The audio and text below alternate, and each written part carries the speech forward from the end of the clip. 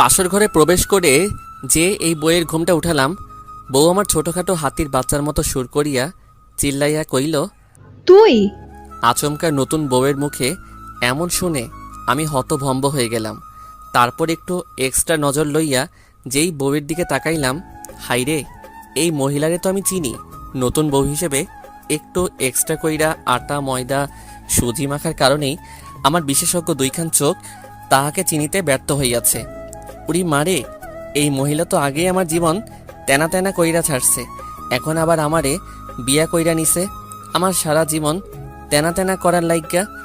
কথাটা ভাইব্বাই দুঃখের ঠেলায় অক্করে কাইন্দা লাইছি। Wow wow wow. আসলে দুঃখের কথা কি আর কমনে ভাই, এই মাইয়া আমার এক্সজিএফ, নাম রিয়া, ওরফে মহিলা শয়তান।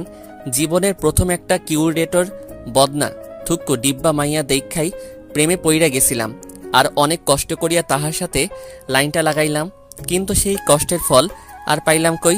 3 মাস এই বজ্জাত বেডির লগে রিলেশন ছিল, আর এই 3 মাসেই আমার মতো একটা পিচ্চি কিউট পোলারে অক্করে থাকার কইতে পারবো না, আমার কান্দ নাইতাছে। তারপর হঠাৎ করে গত 17 দিন আগে তাহার সাথে একটা বিষয় নিয়ে সেই লেভেলের ঝগড়া বেঁধে গেল, আর ও সাফ জানিয়ে দিল আমার সাথে আর সম্পর্ক রাখবে না, আর আমিও সুযোগ পাইয়াই তাহার জীবন থেকে ভাগা দিলাম।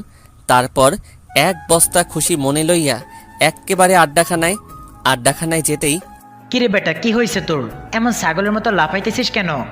আরে বেটা, রিয়ার সাথে ব্রেকআপ হইয়া গেছে। লেখকা, ব্রেকআপ হলে মানুষ আপসেট থাকে, আর তুই এমন ছাগলের 3 নাম্বার বাচ্চার মতো লাফাইতেছিস। আরে বেটা, লাফামোনা তো কি করবো, ওই মাইয়া আমারে ভালোবাসে না। দেখ দোস্ত, আমি তোর মনের অবস্থাটা বুঝতে পারছি। প্লিজ দোস্ত, তুই মন খারাপ করে থাকিস না। দেখবি রিয়া 2 দিন পরেই আবার তোর কাছে ফিরে আসবে। প্লিজ দোস্ত আমার, তুই স্বাভাবিক হ।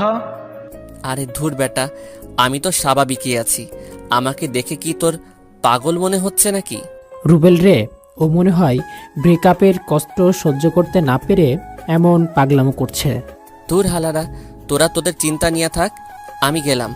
কথাটা কইয়াই বাড়ির উদ্দেশ্যে ভাগা দিলাম। পিছন থেকে হারামিগুলো ডেকেই যাচ্ছে, আমি ওদের ডাকে কোনো সাড়া না দিয়ে আমার গন্তব্যের দিকে এগিয়ে যাচ্ছি। বাসায় এসে ফ্রেশ হয়ে নিজের রুমে শুয়ে ভাবছি, আচ্ছা রুবেল তো বলল রিয়া আবার আমার লাইফে ফিরে আসবে, আর আমি শুনেছি রিলেশনে এসব ব্রেকআপ হয়ই, আবার কিছুদিন পর সব ঠিক হয়ে যায়। উড়ি মারে, এই মাইয়া কি তাইলে আবারও আমার লাইফে ব্যাক করতে চাইবে? খাইছে রে, যেই বজ্জাত মাইয়া, এইটা আমাকে ব্ল্যাকমেল করে হলেও আমার লাইফে আবার ব্যাক করবেই। না, আমাকে একটা ব্যবস্থা করতেই হবে যেন ও আর আমার লাইফে ব্যাক করতে না পারে। বুদ্ধি পাইয়া গেছি, বিয়া কইরালামও, কিন্তু আমি তো এখনো অনেক চুডু। আম্মু আমারে বিয়া করাইব তো, নাকি ঠ্যাঙ্গা লইয়া দৌড়ানি দিব? আর বিয়া না করলেও তো রিয়া আবার আমার লাইফে খাইছে রে। আমি আর ভাবতে পারছি না, যেভাবেই হোক আম্মুকে রাজি করাতেই হবে। এখানে আমার জীবন মরণের প্রশ্ন। আর 7-5 কিছু না ভেবেই ফট কইরা আম্মুর রুমে গিয়ে একেবারে নিষ্পাপ বাচ্চাদের কণ্ঠে সুর তুলিয়া আমার আম্মা জানকে ডাক মারিলাম, আম্মু। কি ব্যাপার ছোট মিয়া, এত রস লাগাইয়া ডাক দিতেছো? মতলবটা কি? টাকা লাগবে? আরে আম্মু, তুমি তো দেখি আমাকে ভালোই বাসো না। আমি আসছি কোথায় তোমার কষ্টটা একটু কমিয়ে দিতে, আর তুমি কি না। ও মায়া মায়া গো, আমার বাজান আসছে আমার কষ্ট কমিয়ে দিতে। আমার আব্বাজানরা কত ভাবে আমার কথা। তা বলেন ছোট মিয়া, কি বলতে চান? একেবারে আম্মুর কাছে গিয়ে বসে ওনার পা টিপতে টিপতে, আচ্ছা আম্মু, ভাইয়া তো বিয়ে করে ভাবিকে নিয়ে চিটাগাঙ্গে থাকে, আর আব্বু সারাদিন ব্যবসা বাণিজ্য নিয়ে ব্যস্ত। তুমি সারাদিন একা একা বাসায় থাকো, তোমার কি কষ্ট হয় না বলো? আর তোমার বয়স হইছে, আর এই বয়সেও তুমি একা একা রান্না বান্না করো, তোমার তো একজন সঙ্গী প্রয়োজন। তো তোর কথা কি? তোর ভাইয়া চাকরি রেখে বউ নিয়ে এই কিশোরগঞ্জে এসে বসে থাকবে? আম্মু তুমিও না, ভাইয়া কেন আসতে যাবে? আজব, আমি যে বড় হয়েছি সেটা কারোর চোখেই পড়ে না। মানে? আমার কথা চিন্তা করলেও তো বাসায় আরেকজন মানুষ আনা যায়। এ, তোর মাথাটা ঠিক আছে তো? মাত্র অনার্স 2য় বৎসরে পড়ুয়া ছেলে নাকি? ছি! আর তোর মতো ফাজিলের হাড্ডির লগে কোন বেটায় তার মাইয়া বিয়া দিব? সারাদিন ফটং ফটং কইরা বেড়াস। আম্মু থাক, আমার ভুল হইয়া গেছে, আর জীবনেও তোমাদের ভালো চাইতে আসবো না। কথাটা কইয়াই আম্মুর রুম থেকে দ্রুত গতিতে আমার রুমের উদ্দেশ্যে ভাগা দিলাম। ধ্যাত, এত পামটা মাইরাও কোনো লাভ হইল না। রাতে বিছানায় শুয়ে ফেসবুকিং করছিলাম, এমন সময় আম্মু আমার রুমে এসে, কি ব্যাপার ছোট মিয়া, আপনি কি বিজি? না বিজি থাকবো কেন, কিছু বলবা? আসলে আপনার আব্বুর সাথে আপনার বিয়ের ব্যাপার নিয়ে কথা বললাম। উনিও বললেন বাড়িতে একজন মানুষের প্রয়োজনই, তাই আমিও ভাবলাম আপনার প্রস্তাবটা রাখা যায়। আম্মু, আচ্ছা, তুই কি প্রেম টেম করিস না? একেবারে সেই লেভেলে সাধু সাইজ্জা। আম্মু তুমি এটা কি বললা? হ্যাঁ, আমি কেন শুধু শুধু প্রেম করতে যাবো? আমি তোমার পছন্দের মেয়েকেই বিয়ে করব, তাই এসব নিয়ে কোনোদিন ভাবিও নাই। হইছে, আর ডায়লগ মারতে হবে না। আকাইম্মা একটা, প্রেমও করতে পারোস না। আর তোর সাথে কোন মাইয়া প্রেম করতে আসবে? তোর মতো ফাজিল ব্যাটারে কোনো মাইয়া পছন্দ করবে? আম্মু এটা কিন্তু বেশি হয়ে যাচ্ছে। হইছে, আর ঢং করতে হবে না। আমার একটা বান্ধবীর মেয়ে আছে, শুনছি মেয়েটা খুব লক্ষ্মী। কালকে 12টার দিকে ওখানে যাব, তুই রেডি থাকিস। আম্মু শোনো না, তুমি আব্বুকে নিয়ে দেখে আসো, পছন্দ হলে কথাবার্তা পাকা করে আসবা। আমি তোমার পছন্দের মেয়েকেই বিয়ে করব। আমি ওকে একটাবারের জন্য দেখতেও চাইবো না। মানে কি, তুই বিয়ে করবি অথচ তুই মেয়ে দেখবি না? আম্মু আসলে আমিও দেখতে চাই আমার আম্মুটার কেমন মেয়ে আমার জন্য পছন্দ করে। আমি একেবারে বাসর ঘরেই দেখবো ভাইরে। তারপর বাসর ঘরে আইসা দেখি ওই মাইয়া আর কেউ না, ওইটাই রিয়া। বেশি বাল পাকনামি করতে গিয়া নিজেই ধরা খাইয়া গেলাম। কথায় আছে না, অতি চালাকের গলায় দড়ি, যেখানে বাঘের ভয় সেখানে রাত হয়। তারপর আমি রিয়াকে বললাম, ওই সেরি, তুই শেষমেশ আমার ঘাড়েই চাপলি। বইন রে, আমি তোর কি ক্ষতি করছিলাম? কিল্লাই আমার জীবনটা তেনা তেনা করবি? ওই হারামজাদা, আমি তোর ঘাড়ে চাপতে যাব কেন? তুই আমাকে জেনে শুনে বিয়ে করছিস। আমি কেন যে আম্মার কথায় রাজি হয়ে গেলাম, একটাবার দেখলামও না কাকে বিয়ে করছি। আল্লাহ, ওই হারামজাদা, তুই তো আমাকে বিয়ের আগেই দেখছিস। ও, আর সেই জন্যই বিয়ের আগে আমার সাথে দেখা করতে চাসনি না? আমার ঠেহা বসছে তোর মতো বজ্জাত মহিলারে বিয়া করতে। শয়তানের নানি, তুই আগে আমার জীবনটা শেষ কইরা এখন আবার আমারে বিয়া কইরা নিছস। ওই তোর সমস্যাটা কি? হ্যাঁ, আমারে শান্তিতে থাকতে দিবি না? এমন সময় আমাদের রুমের দরজায় ঠকঠক করে কেউ একজন নক করলো। কে? আমি তোমার আম্মা জান, দরজাটা খোলেন। খাইছে রে আম্মু, এই সময় কেন আসলো? আমাদের ঝগড়াঝাটি শুনে ফেললো না তো? আমি মুহূর্তের মধ্যেই এক বালতি দুশ্চিন্তা লইয়া রিয়ার দিকে তাকাতেই দেখি মাইয়া একেবারে অবুজ বালিকার মতো ইয়া বড় একখান ঘন্টা দিয়া বউ সাইজা বইসা আছে। আমি দরজা খোলা মাত্রই আম্মু রুমে ঢুকে, কি ব্যাপার, এত চেঁচামেচি করছিলি কেন? আম্মু চেঁচামেচি মানে কি বলতেছে সব? ওই, এত ন্যাকা সাজা লাগবে না, বল কি করছিস? আম্মু নতুন বউয়ের সামনে কি সব আবল তাবল বলতেছো? বাসরাতে কেউ চেঁচামেচি করে? আম্মু আমি নিশ্চিত তুমি আজকে প্রেশারের ওষুধ খাও নাই, বয়স হয়েছে তো তাই এমন ভুলভাল শুনতেছো। বাজান, আমি হয়তো ভুল শুনছি। আচ্ছা, আমি যাচ্ছি। তারপর আম্মু রুম থেকে যেতেই দরজা লাগিয়ে যেই রিয়ার দিকে তাকালাম, দেখি মাইয়া একেবারে পুরা খাট দখল কইরা ঘুমের রাজ্যে আরোহণ করিতেছে। আহ, কি মায়াবী চেহারা গো! এই চেহারাটার দিকে তাকিয়ে নিমিষে একটা জনম পার করে দেওয়া যায়। আমি ওর কাছে গিয়ে ডাক দিলাম, বউ, বউ গো। কি হয়েছে? এত রস লাগিয়ে বউ বলে চিল্লাতেছিস কেন?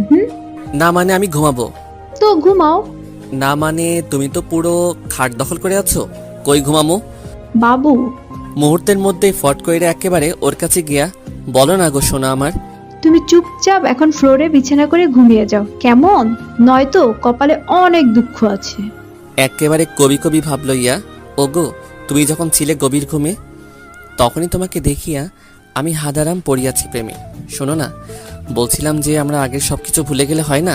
চলো না দুজন আবার নতুন করে শুরু করি এক রোমান্টিক প্রেমের ইতিহাস। ওই, তোর এসব ঢব্বাজি পকেটে রাখ। একটু আগে আমাকে কি বলছিস? আমি কিচ্ছু ভুলি নাই। ওলে আমার লক্ষ্মীটা, ওইগুলো তো রাগ করে বলছি। আমি তোকে খুব ভালো করে চিনি। কি যেন বললি? আমি শয়তানের নানি না? তারপর আমি তোর জীবন তেনা তেনা করে ফেলছি। তো এখন আমার কাছে কি? বলছিলাম কি, মানে আমাকে এবারের মতো মাফ করে দেওয়া যায় না? ও হ্যালো, তোকে আমার হারে হারে চেনা আছে, বজ্জত বেটা। না, এখন আর সহ্য করা যাচ্ছে না। আমাকে অপমান করা হচ্ছে।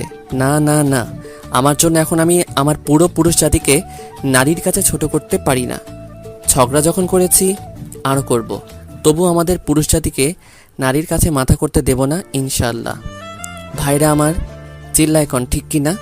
আসলে একটা কথা কি জানিস, কুকুরের লেজ কখনো সোজা হয় না। তেমনি তোদের মতো কিছু মেয়ে আছে যাদেরকে সম্মান দিলে সেটার মূল্য বুঝে না, বরং এটাকে তোরা পুরুষ জাতির দুর্বলতা ভাবিস।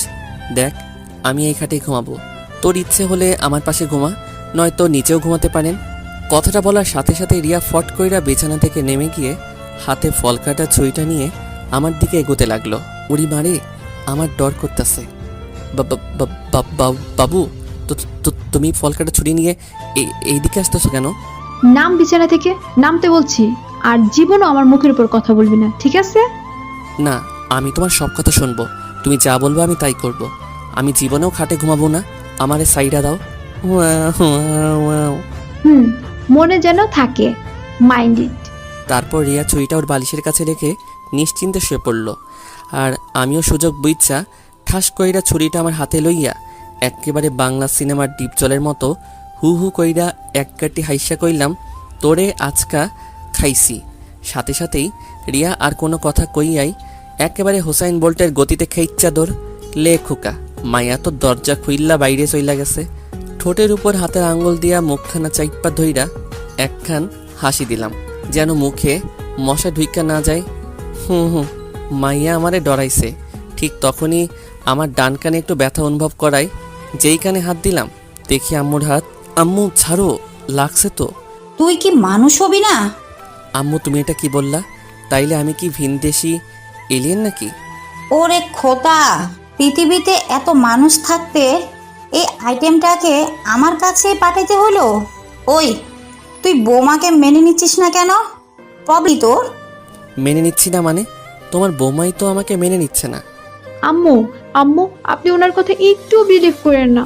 আমাকে একটু আগে ছুরি দেখিয়ে বলেছে আমাকে উনি নাকি মেরেই ফেলবে যদি আমি জোরপূর্বক স্ত্রীর অধিকার চাই।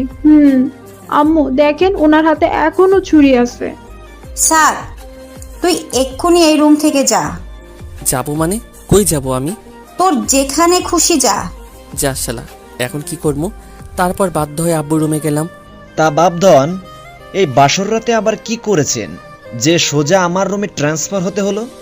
আব্বু, আমার আম্মু জোর করে বাসর থেকে তাড়াই দিছে। তুমি প্লিজ আম্মুর একটু বুঝাইয়া বলো। আব্বাজান, আমি বলি কি, তুমি চুপচাপ এখন আমার পাশে শুয়ে পড়ো, সকালে যা করার করব। মানে কি? আজকে আমার বাসর রাত। দেখো বাপধন, দেশের ক্ষমতা এখন শেখ হাসিনার হাতে, আমরা পুরুষ একটু নির্যাতিত হবই। মেনে নে বাপধন, মেনে নে।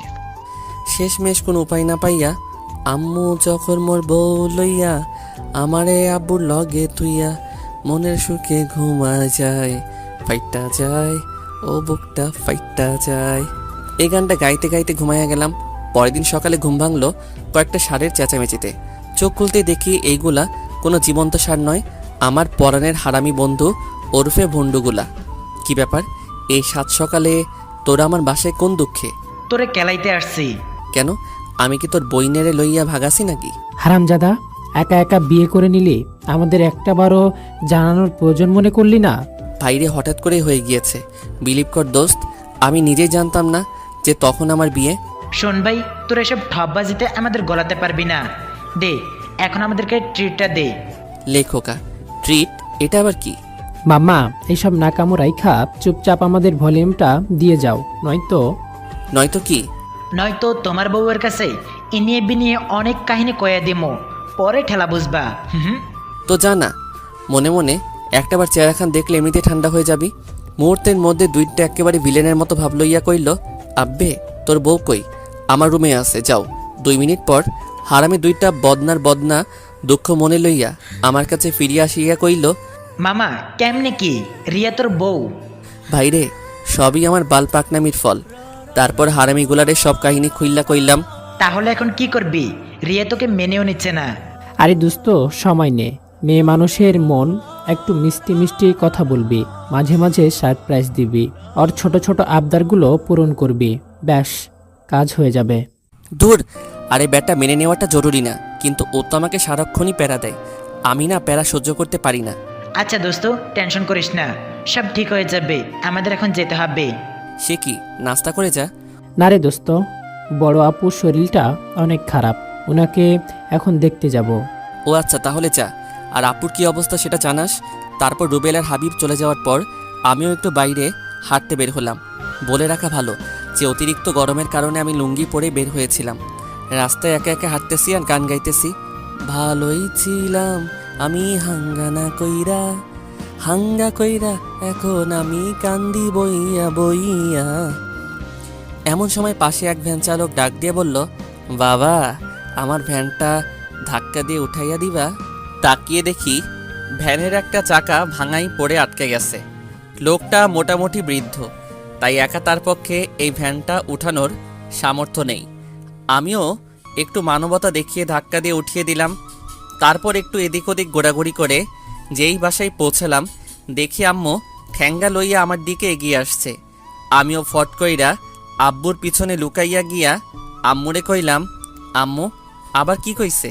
এই, তোর কি কোনো কমন সেন্স নাই? লেখোকা, আমি আবার কি করলাম?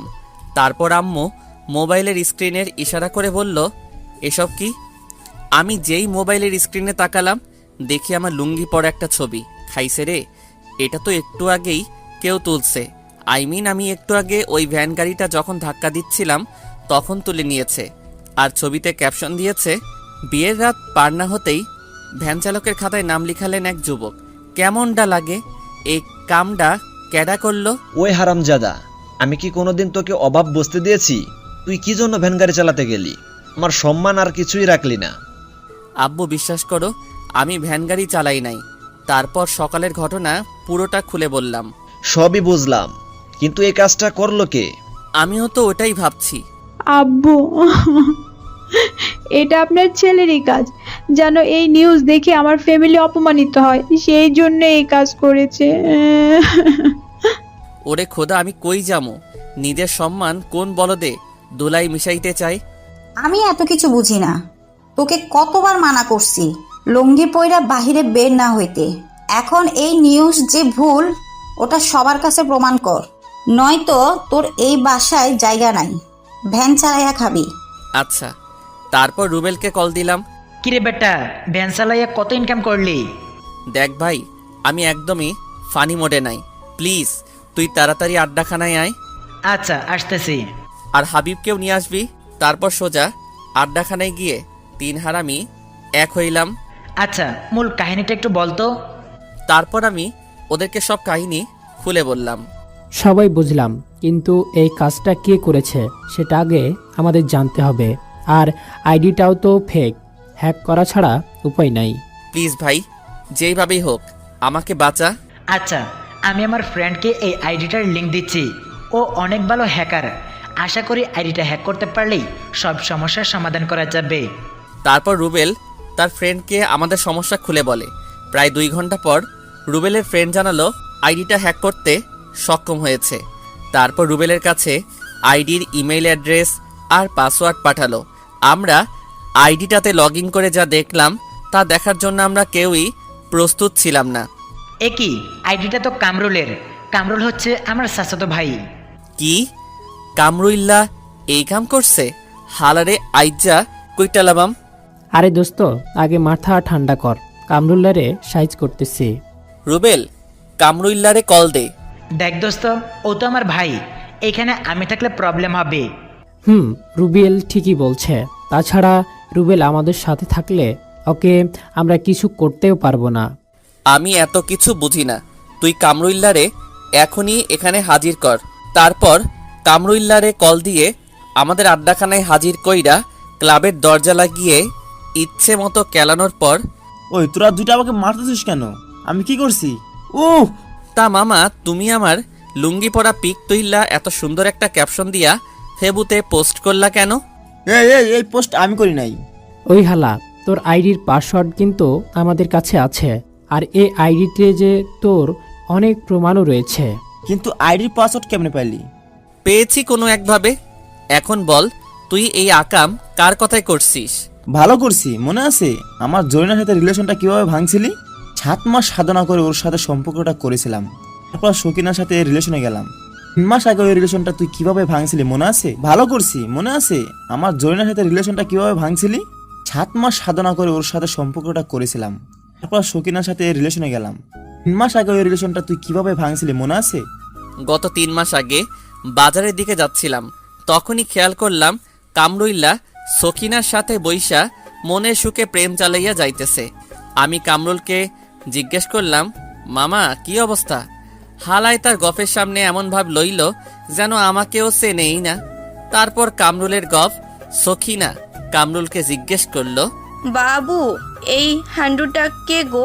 আর সাথে সাথে কামরুইল্লা কইল, আরে এলাকার পোলা, মাঝে মাঝে হেল্প টেল্প করি, তাই যেখানে আমাকে দেখলে একটু সম্মান করে আর কি। আমি মনে মনে কইলাম, দেখছনি কারবারটা, হালাই ওর গফের সামনে আমারে ছোট করছে, দাঁড়া তোরে বাসটা দিতেছি। তারপর যেই ভাবা সেই কাজ, কামরুইল্লারে ওর গফের সামনে কিছু ভাষণ শুনাইয়া দিলাম। কিরে কামরুইল্লা, তোর মধ্যে কি একটু মনুষ্যত্ব নাই? কয়েক মাস আগে জরিনার লাইফটা শেষ করলি, মায়াডা এখন ওপারে যাবে, তারপর গেলি মর্জিনার লাইফে, এখন মর্জিনারে নদীর পারে দাঁড় করিয়ে রেখে এইখানে আরেক মাইয়ার লগে টাঙ্কি মারস।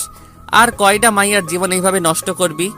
মর্জিনা নদীর পারে দাঁড়িয়ে আছে, আমি আসার সময় তোর কথা জিজ্ঞেস করছিল, ভালো হ। কথাগুলো এক নিমিষে কইয়াই প্যান্টের পকেটে হাত ঢুকাইয়া থুক্কু, তখন লুঙ্গি পরা ছিলাম। লুঙ্গির এক কোনা কাঁধের উপর তুইলা এক বালতি খুশি মনে লইয়া একেবারে তামিল সিনেমার নায়কদের মতো স্টাইল কইরা ওই স্থান থেকে ভাগা দিলাম। আর ততক্ষণে কামরুল আর সখিনার প্রেম কাহিনী ইতিহাসের স্মৃতির পাতায় স্থান করিয়া লইল। দেখো ভাই, ওই ঘটনার জন্য আমি সত্যি লজ্জিত, কিন্তু হালা তুই আমারে সবার কাছে এইভাবে ছোট করতে পারলি? তুই তো আমার ল্যাংটাকালের দোস্ত ছিলি, তুই একটা মাইয়ার জন্য আমার উপর প্রতিশোধ নিতে পারলি? আসলে আমি এই কাজটা প্রতিশোধ নেওয়ার জন্য করি নাই, আসলে তোর বউ রিয়ার কথায় আমি এই কাজটা করেছি।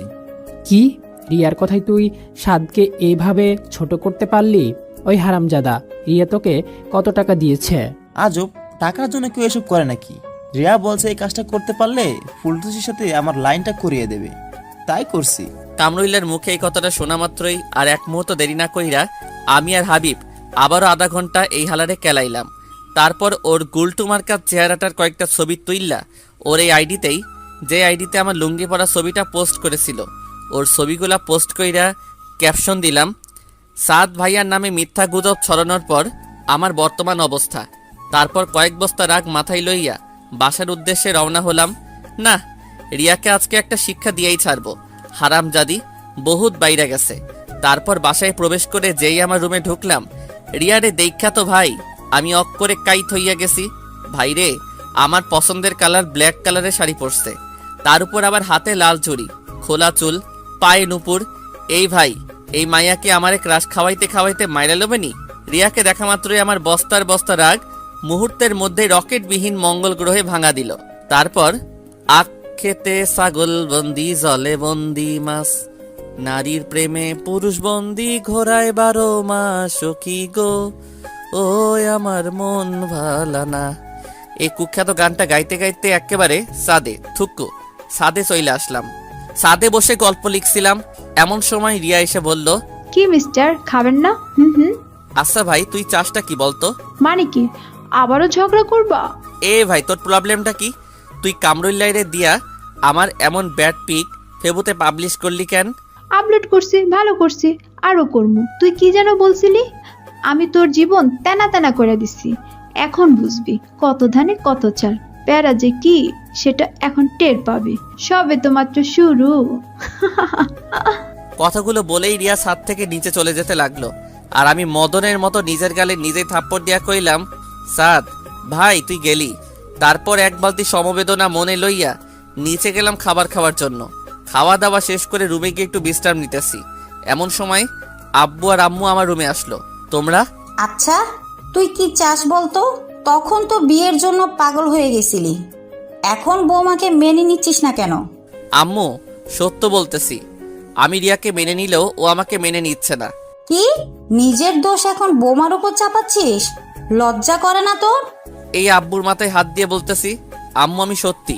এতটুকু বলতেই আব্বু ফট কইরা আমার থেকে 3 ফুট দূরে গিয়া কইল, ওই তুই একদম আমার মাথায় হাত দিয়ে কসম কাটবি না, এই আমি অল্প বয়সে মরতে চাই না। আচ্ছা আম্মু, রিয়া কোথায়? কিচেনে আছে। কেন? আমি আম্মুর কথার কোনো জবাব না দিয়েই কিচেনে চলে গেলাম। তারপর রিয়ার কাছে গিয়ে নরম গলায় বললাম, রিয়া বল। আমি তোমার সব কথা শুনবো, কখনো তোমার কথার অবাধ্য হব না। প্লিজ আব্বু আম্মুকে ম্যানেজ করো।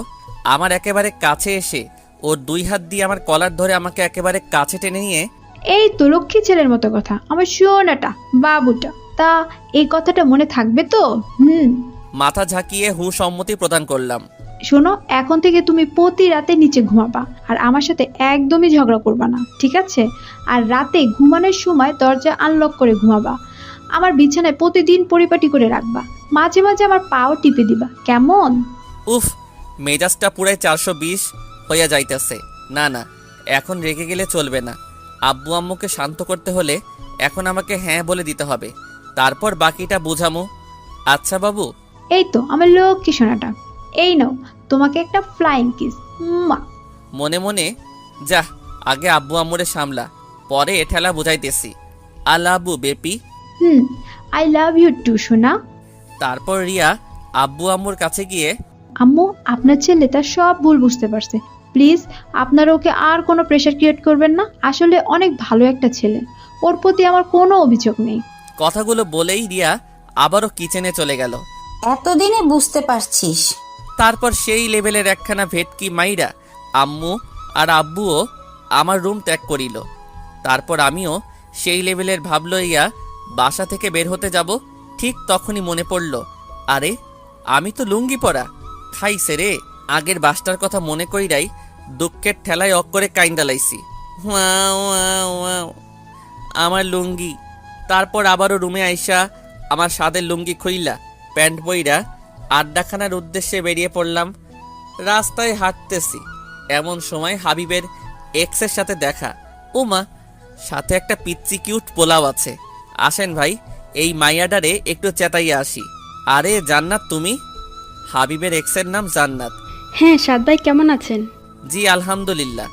তারপর জান্নাতের সাথে পিচিটাকে জান্নাতকে দেখে জিজ্ঞেস করলাম, বাবু উনি তোমার কি হয়? আঙ্কেল, উনি আমার আম্মুনি হয়। আরে বেটা, উনি তোর আম্মু হইলে আমারে ভাই ক ভাই, কারণ আমার বন্ধু তোর আম্মুর বাবু ছিল। ও মা, তাই? তাহলে তো তুমি আমার ভাইয়াই হও। এই, আপনি কখনোই শুধরাবেন না। ঠিক তখনই একটা ভুড়িওয়ালা পাবলিক আইসা জান্নাতকে জিজ্ঞেস করলো, জানো কি হইছে? না জানো, তেমন কিছু না। জান্নাত তোমার বর নাকি? জি ভাইয়া। আর হ্যাঁ, আমার বর মোটেও আপনার ফ্রেন্ডের মতো না, আমাকে একটু অবহেলা করে না, সব সময় ছায়ার মতো আমার সাথে থাকে। ও, হাগু করতে গেলেও সাথে যায় নাকি?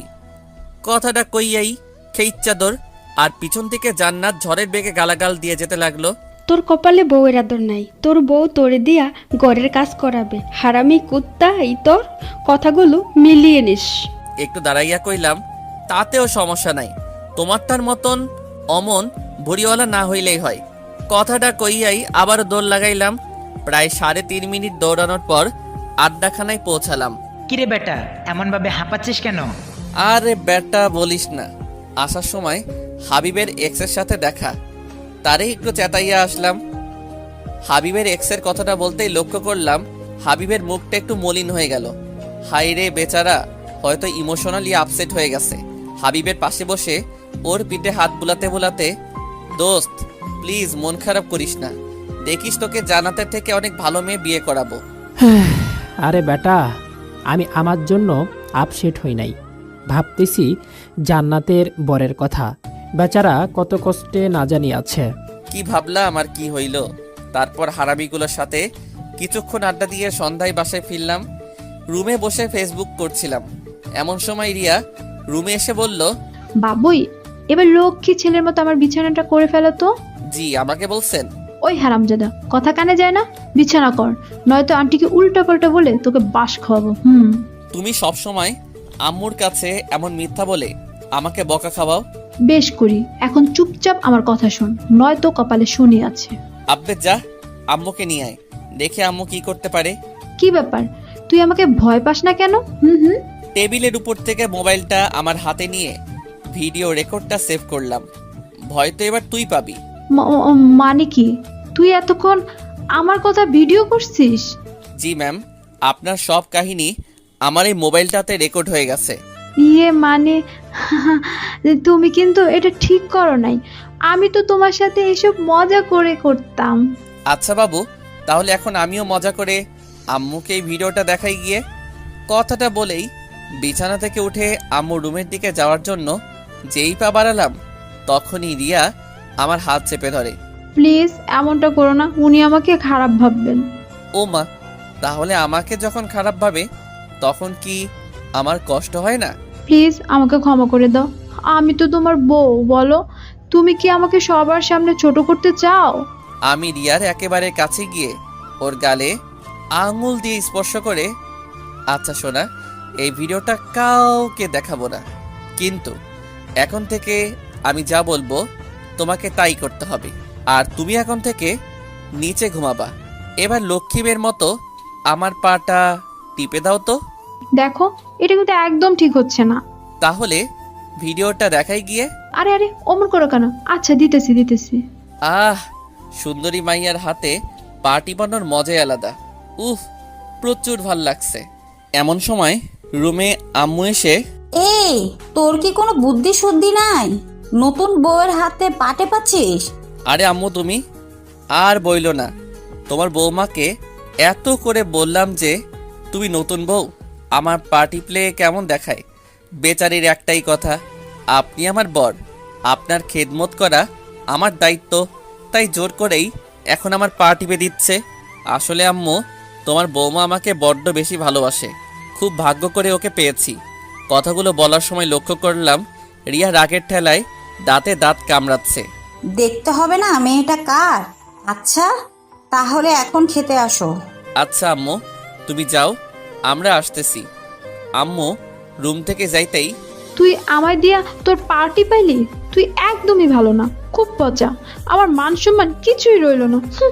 লে খোকা, তুই আমার পা টিপ্পা দিছস, এতে আবার মান সম্মান যাবে কেন? রিয়ার পর প্রত্যেকটা মেয়ের দায়িত্ব তার স্বামীর পা টিপে দেওয়া। ভাইরা আমার, সিল্লাই কন ঠিক কিনা? তুই সারা জীবন এমন হিংসুটেই থাকবি। কথাটা কইয়াই রিয়া খাওয়ার জন্য খাবার টেবিলের উদ্দেশ্যে রুম থেকে বেরিয়ে যেতে লাগলো। চেতিস না বইন, আমি হাসা কথাই কইছি। এই যে পাঠকগণ, আপনারা একটু বইয়া জিরাইয়ালন, আমি খাইয়া আইতাছি। আর হ্যাঁ, আজকে খাওয়ার জন্য আপনাদের সাধবো না, অন্য একদিন খাওয়াবুনে। এই কথাটা আমি মনে মনে কইতাছি, আপনারা শুইনেন না কেমন?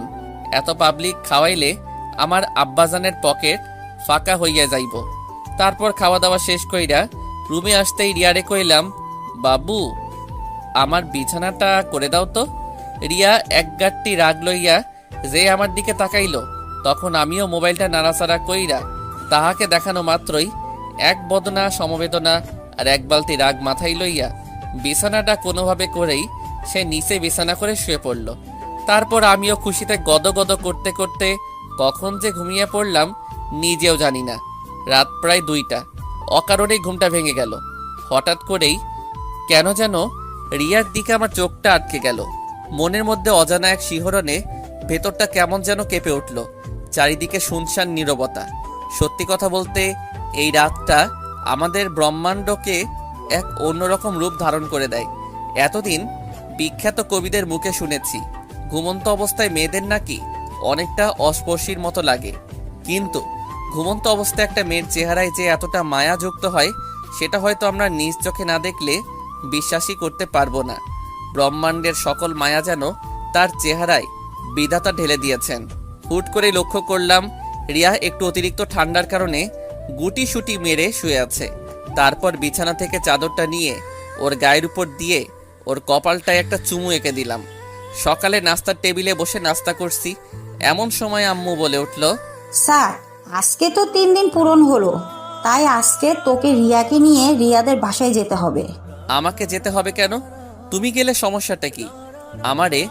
আমার এমন বোকাশোকা উত্তর শুনে রিয়া হুট করে হু হু করে হেসে উঠল। আহা কি হাসি! এই হাসির প্রেমে পড়েই আমি নির্দ্বিধায় পরলোক গমন করতে পারবো। আমার এমন উত্তর শুনে আম্মু হাসবে না কাঁদবে বুঝে উঠতে পারছে না। তুই কি আমার সাথে মজা করতেছিস? আরে গাধা, বিয়ের 3 দিনের মাথায় স্বামী স্ত্রী দুজনকে স্ত্রীর বাসায় যেতে হয়। আমিও তো তোর আম্মুকে নিয়ে গিয়েছিলাম। হ্যাঁ, তোর নানা নানি কি যতনটাই না করেছিল। আম্মু, আমি একা যাইতে পারবো না, আমার ডর করে। তাহলে আমার লক্ষ্মী, বিয়ে করার আগে তোর ভয় লাগে না? রেডি হয়ে নে, কিছুক্ষণ পরে রওনা হবি। ভাইরে, আমার আম্মুরে ক্যাডাই বুঝাইব। আমি এখন অনেক সুডু, একলা একলা কেমনে যাবো? দুঃখের ঠেলায় অক করে রানু মণ্ডলের সেই কুখ্যাত গানটা আ আ কইরা মনের মধ্যে বাইজা উঠতেছে। বহু ন্যাকামি কাহিনী এবং ঠেলাঠেলির পরও কোনো উপায় না দেইখা বাধ্য হয়ে শ্বশুরবাড়ির উদ্দেশ্যে রিয়াকে নিয়ে রওনা হলাম। রাস্তায় গাড়ির মধ্যে রিয়ার দিকে তাকাইতেই মনের মধ্যে কাউয়ার মতো কা কা কইরা উঠল। আহারে, আমার না জানি কি হাল করে ওর বাসায় নিয়া। এই যে পাঠক ভাইরা, আমার জন্য একটু দোয়া কইরেন। বুঝতেই পারছেন, প্রথম শ্বশুরবাড়িতে যাইতেছি। প্রায় 35 মিনিট পর জার্নি করার পর আমি আমার শ্বশুরবাড়িতে পৌঁছাইলাম। আহা, শ্বশুরবাড়িতে প্রবেশ করা মাত্রই মনটা একেবারে ফুরফুরা হইয়া গেল। আরে ভাও, কত যে আটাবতী, ময়দাবতী আর রূপবতী তরুণীর ঝাঁক এইখানে বিরাজ করিতেছে। উফ, আমি নাকি আমার শ্বশুরবাড়িতে আসতে গিয়ে এত ভয় পাচ্ছিলাম। কত বড় হাদারাম আমি। মনটাই কইতাছে মাহফুজুর রহমানের গান ফুল ভলিউম দিয়া শুই না, তার প্রতিশোধ নেই। কিন্তু ভাই, নিজের উপর প্রতিশোধ নিতেও কেমন যেন মায়া হচ্ছে। তাই আর কিছু না কইরাই আমাদের জন্য পরিপাটি করে রাখা রুমটাতে প্রবেশ করলাম। কিছুক্ষণ বিশ্রাম নেওয়ার পরপরই এক গাঁটটি মহিলা থুক্কু যুবতী মাইয়া আইসা আমার চারিপাশে ঘ্যান ঘ্যান করিতে লাগিল। আহ, মাইয়াগুলো এক একটা কিউরেটর বদনা। ধুরু, খুশির টালায় আবল তাবল কয়লাইতেছি। মাইয়াগুলো এক একটা কিউরেটর ডিব্বা। আহ, দেখলেই পরানটা জোড়াইয়া যায়। এই ঝাঁক থেকে অনায়াসে 2-4টা গপ বাইসা লন যাইব, কিন্তু আমি তো বিয়া কইরা লাইছি, তাই গপ লওয়া হইল না। তারপর শালিকাগুলোর সাথে কিছুক্ষণ আড্ডা দিয়া দুপুরে খাবার খাইয়া সেই আমার বিখ্যাত কাপড় লুঙ্গি পইরা একটু এক্সট্রা কইরা জামাই জামাই ভাব লইয়া শালিকাদের সাথে ঘুরতে বের হইলাম। তারপর বেশ কিছুক্ষণ ঘুইরা টুইরা আবারও রিয়ানির কাছে ফিরে আসলাম। দেখি মহারানী আমার মনের শখে ঘুমাইতেছে।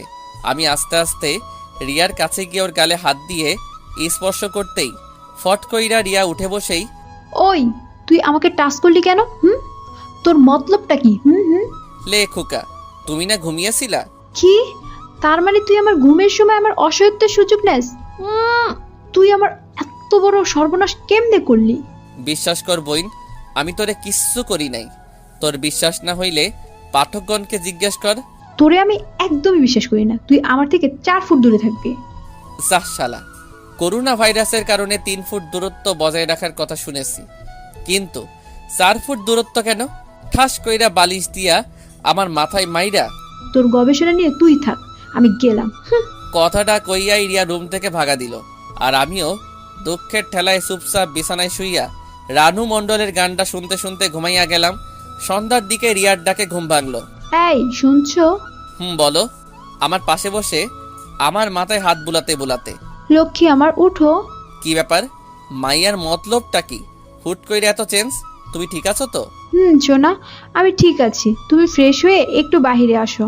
আমার নানু আর মামা মামি এসেছে তোমাকে দেখার জন্য। দেখছো নি কারবারটা? আচ্ছা তুমি যাও, আমি আসতেছি। আরে তুমি ফ্রেশ হয়ে আসো তো, আমি তোমাকে নিয়েই যাব। তারপর আমি ফ্রেশ হয়ে আসতেই ও আমার হাত ধরে এমনভাবে আমাকে ওর নানু আর মামা মামির সামনে নিয়ে গেল যেন এই দুনিয়াতে আমাদের মতো এত সুখী দম্পতি আর একটাও নাই। আমি ওনাদের সামনে গিয়ে সালাম দিলাম। সবাই আমার সালামের উত্তর দিয়ে আমাকে নানান প্রশ্ন করতে শুরু করলো, আর আমিও হাদারামের মতো ওনাদের বিরক্তিকর প্রশ্নের উত্তর দিয়ে যাচ্ছি। তারপর ওনাদের সাথে কথা শেষ করে রুমে এসে বিশ্রাম নিচ্ছিলাম। এমন সময় রিয়া এসে বলল, বাবুই চলো, খাবার টেবিলে তোমার জন্য সবাই অপেক্ষা করছে। তারপর সোজা খাবার টেবিলে গিয়ে বসলাম। তা বাবা, তোমার এখানে কোনো অসুবিধা হচ্ছে না তো? না না আব্বা, কোনো অসুবিধা হচ্ছে না। দেখো বাবা, রিয়া হয়তো একটু রাগী, কিন্তু ওর মনটা অনেক ভালো। আমি তোর মামি হই, তারপরও ও আমাকে মায়ের মতন মানে। ব্যাককেলের মতো বুকে হাসি বজায় রাখা, জি মামি, ও খুব লক্ষ্মী মেয়ে। কথাটা বলার পরপরই লক্ষ্য করলাম আমার শ্বশুর মশাই এক বালতি রহস্য লইয়া কেমনভাবে যেন আমার দিকে তাকাচ্ছে। আমার নাতনিটা একদম আমার মতো, সরল সোজা, কোনো গোল পেচ বুঝেই না। আবারও মদনের মতো মুখে এক বালতি হাসি বজায় রাখা, নানু, ওর ব্যবহার তো এখনো সেই বিছানায় হিসু করা পিচ্চি বাচ্চাদের মতো। আবারও মদনের মতো মুখে এক বালতি হাসি বজায় রাখা, নানু, ওর ব্যবহার তো এখনো সেই বিছানায় হিসু করা পিচ্চি বাচ্চাদের মতো। একদমই ঘোর প্যাঁচ বোঝে না। মনে মনে, হ বইন, একদমই ঘোর প্যাঁচ বোঝে না। শুধু ভেতরে একটু জিলাপির প্যাঁচ আর কি। আমার শ্বশুরমশাই এই আইটেমটাকে কোথা থেকে কুড়াইয়ে আনছে কে জানে। তারপর খাওয়া দাওয়া শেষ করে একটু বিশ্রাম নিয়ে তারপর একা একা একটু ছাদে গেলাম। ও মা, ছাদে হিন্দি গান কে শুনে? ছাদের আফসালয় চোখে পড়লো ছাদের এক কোণায় কেউ একজন উল্টো দিকে বসে এই এত রাতে হিন্দি গান শুনতেছে। আমি ওনার কাছে গিয়ে ওনার চেহারাটা দেখা মাত্রই আমার চোখ খুইল্লা মাটিতে পইড়া যাওয়ার অবস্থা। তারপর নিজেকে একটু সামনে নিয়ে আমতা আমতা করে বললাম, আব্বা আপনি? আমার মহামান্য শ্বশুর মশাই। মোবাইলের গানটা অফ করে, আরে বাবা তুমি বসো। না মানে আব্বা, রুমে বসে বোরিং লাগছিল, তাই একটু ছাদে আসছিলাম আর কি। আচ্ছা আব্বা, আমি তাহলে যাচ্ছি। কথাটা বলেই আমি হোসাইন বোল্টের গতিতে হাইটটা ভাগা দিতে লাগলাম। এই জামাই শোনো, আর এইদিকে আসো। আবারও ওনার কাছে গিয়ে, জি আব্বা। আরে বসো, রুমে গিয়ে কি করবা? কথাটা বলেই আমার হাতে টান দিয়ে আমাকে ওনার কাছে বসিয়ে দিল। আমার কানের কাছে এসে ফিস করে বলল, আচ্ছা বাবা, একটি সত্যি কথা বলো তো, খাবার টেবিলে বসে তুমি রিয়ার নামে যে প্রশংসা করলে তা সত্যি? কি বলেন আব্বা, আপনার মেয়ে তো ভালোই। ডাল মে কুছ কালা হে। জি আব্বা, কিছু বললেন? আরে না বাবারে, কেউ না বুঝলেও আমি তোমার দুঃখটা বুঝতেছি, কারণ ওর মার সাথে জীবনটা পার করতেছি তো। মেয়েটা একদমই তার মার মতো হয়েছে। আহ আব্বাজান, আপনি আমার মনের কথাগুলো বুঝতে পারছেন। আচ্ছা আব্বাজান, এই মায়াটা কি সত্যি আপনার? মানে? না মানে আব্বা, একটু আপনার সাথে মিলে না। আপনার মতো এত ভালো একটা মানুষের ঘরে কেমনে এই মাইয়া হইব? বাবারে, সবই আমার কপালের দোষ। জানো বাবা, কথাবার্তা পাকা হওয়ার পর তোমাকে অনেক খুঁজেছি, কিন্তু কোথাও পাইনি। সে কি, আমাকে খুঁজেছিলেন কেন? দেখো, আমি একটা পুরুষ মানুষ হয়ে আর একটা পুরুষ মানুষের জীবন কেমনে যায় না শুনে ধ্বংস হতে দেই, তাই তোমাকে খুঁজেছিলাম আগাম সতর্ক সংকেত জানানোর জন্য। কিন্তু বাবারে, তোমার কপালটাই খারাপ। আচ্ছা আব্বা, বাদ দেন, যা হবার তা তো হয়ে গেছে। আপনি যখন আমার শাশুড়ি আম্মার সাথে জীবনটা পার করতে পেরেছেন, তাহলে আমাকেও পারতেই হবে। আচমকা সিগারেটের প্যাকেট থেকে একটা সিগারেট বের করে, এই নাও বাবা, বিড়ি খাও। আচমকা শ্বশুর আব্বার মুখে বিড়ি খাওয়ার কথা শুই না আমি কয়েক সেকেন্ডের জন্য হার্ট অ্যাটাক কইরা মরতে গিয়েও বেঁচে গেলাম। না না আব্বা, আমি এসব খাই না। আরে বাবা, লজ্জা পেও না তো। আমি জানি এই বয়সে বিড়ি খাওয়া একটা প্যারা থাকে। আমিও তোমার মতো প্রথম দিন শ্বশুর বাড়িতে গিয়ে বিড়ি খাইতে পারি নাই। নাও, বিড়িটা মুখে নাও। বাপরে, এমন শ্বশুর মশাই থাকলে বাল আর বউয়ের আদর লাগতো না। কথা কন ঠিক না বেঠিক? আমি মুখে বিড়ি নিতেই শ্বশুর মশাই লাইটার নিয়ে আমার বিড়িতে আগুন জ্বালিয়ে দিল। তারপর আমার পরাণের শ্বশুর মশাই নিজেও একটা বিড়ি ধরাইয়া ধুমসে টানতে লাগলো। আহা, শ্বশুর আর জামাই বৈশা এক লগে বিড়ি খাওয়ার মজাই আলাদা। দুই ভাই থুক্কু, দুই জামাই শ্বশুর মিল্লা বিড়ি টানতাছি। এমন সময় হঠাৎ করে দেখি আমার শাশুড়ি আম্মা, রিয়ার নানু, রিয়ার মামি আর রিয়া আমাদের সামনে আইসা হাজির। এসব কি? উড়ি মারে, বেশি বাল পাকনামি করতে গিয়ে ধরা খাইয়া গেলাম। এখন কি করবো? শ্বশুর মশাইয়ের দিকে তাকাতেই দেখি উনি একেবারে অবুঝ পোলাপাইনের মতো চুপচাপ বইসা আছে, আর হাতের সিগারেটটা উধাও। তারপর শ্বশুর মশাই আমার কানের কাছে এসে ফিসফিস করে বলল, জামাই, ওনারা এইভাবেই হুট করে চলে আসে। আমার পূর্বের অভিজ্ঞতা আছে বলে আমি সিগারেটটাও উধাও করে দিয়েছি। এখন তুমি একটা কিছু বলে ওনাদেরকে সান্ত্বনা দাও। আমার মহামান্য শ্বশুরমশাইকে উদ্দেশ্য করে, এই তোমার কি কোনোদিনও বুদ্ধি শুদ্ধি হবে না? লুকিয়ে লুকিয়ে সিগারেট খুব ভালো কথা, এখন আর জামাইকে নিয়ে খাচ্ছ? লজ্জা শরম কি আকাশে উঠাইছো? এই রে, এখন কি কমু? আমার শ্বশুর মশাইয়ের সাথে সাথে আমার মান সম্মান তো মঙ্গল গ্রহে পাড়ি জমাইতেছে। এই রে, বুদ্ধি পাইয়া গেছি। আম্মা, আপনি আসলে ব্যাপারটা যেমন ভাবছেন, ব্যাপারটা কিন্তু তেমন না। আপনার বুঝতে একটু ভুল হচ্ছে। আসলে আমার বাসায় বসে বোরিং লাগছিল, তাই একটু ছাদে আসছিলাম। আয়শা দেখি আব্বা মনের সুখে স্মোক করতেছে। এখন আপনিই বলেন, উনি তো আমার আব্বা, আমি কেমনে যাই না শুই না ওনারে মৃত্যুর মুখে ঠেলে দেই। আর আপনিও তো এখনো যথেষ্ট যুবতী, ওনার কিছু হয়ে গেলে আপনার কি হইব? তাই ওনার হাত থেকে বিড়িটা নিয়ে আমি ওনাকে বোঝাইতেছি যে এটা আমাদের কোনো উপকার করে না, শুধুমাত্র অপকার ছাড়া, আর এইটা খাইলে ক্যান্সারের ঝুঁকি রয়েছে। মুহূর্তের মধ্যে খেয়াল করলাম আমার শাশুড়ি আম্মা আমার কাছে এসে আমার মাথায় হাত বুলাচ্ছে। ও আচ্ছা বাবা, তুমি তোমার আব্বারে একটু ভালো করে বুঝাও, উনি তো আমার কথা শুনতেই চায় না। আব্বা, আব্বা গো, আপনার যদি কিছু হইয়া যায় তাইলে আমি আব্বা কারে কমু? আপনি আমারে কথা দেন, আপনি আর বিড়ি খাইবেন না। ওরে বাটপার! আচ্ছা বাপজান, আমি আর বিড়ি খামু না। তুমি আমার চোখ খুইলা দিছো। তুমি আমার মায়ের জামাই না, তুমি আমার আব্বা। কথাটা কইয়াই আমারে জড়াইয়া ধইয়া তারপর কান্দ-কাটি শেষ কইরা সবাইরে নিয়ে ছাদ থেকে নামতে যাব, ঠিক তখনই আমার মহামান্য শ্বশুর মশাই আমার কানের কাছে এসে ফিসফিস করে বলল, জামাই তুমি কিন্তু হেভি টাউট আছো। তারপর আমিও শ্বশুর আব্বা কানের কাছে গিয়ে ফিসফিস করে বললাম, আব্বা, মেয়ে মানুষ আপুসে না মানতে চাইলে পাম্মাইরা বসে আনতে হয়, আর কিছু টুকটাক মিছা কথা কখন লাগে আর কি। তারপর জামাই শ্বশুর হাত মিলাইয়া দুইজন দুইজনের জানুমানু লইয়া 2 রুমে গিয়ে ঘুমিয়ে পড়লাম। পরের দিন সকালে নাস্তা করে 2 জামাই শ্বশুর বেরিয়ে পড়লাম। জামাই, তোমার শাশুড়ি কালকে সারা রাত তোমার প্রশংসাই শুধু করে গেছে। আব্বা, আমি কার মেয়ের জামাই সেটা দেখতে হইব না? আমি আপনার ধারাটা বজায় রাখবো না? জামাই, তোমার সাথে আমার এমন মিল হইব জানলে কবে তোমার এই খুঁজা বাইর কইরা আমার মায়ারে তোমার হাতে তৈলা দিতাম।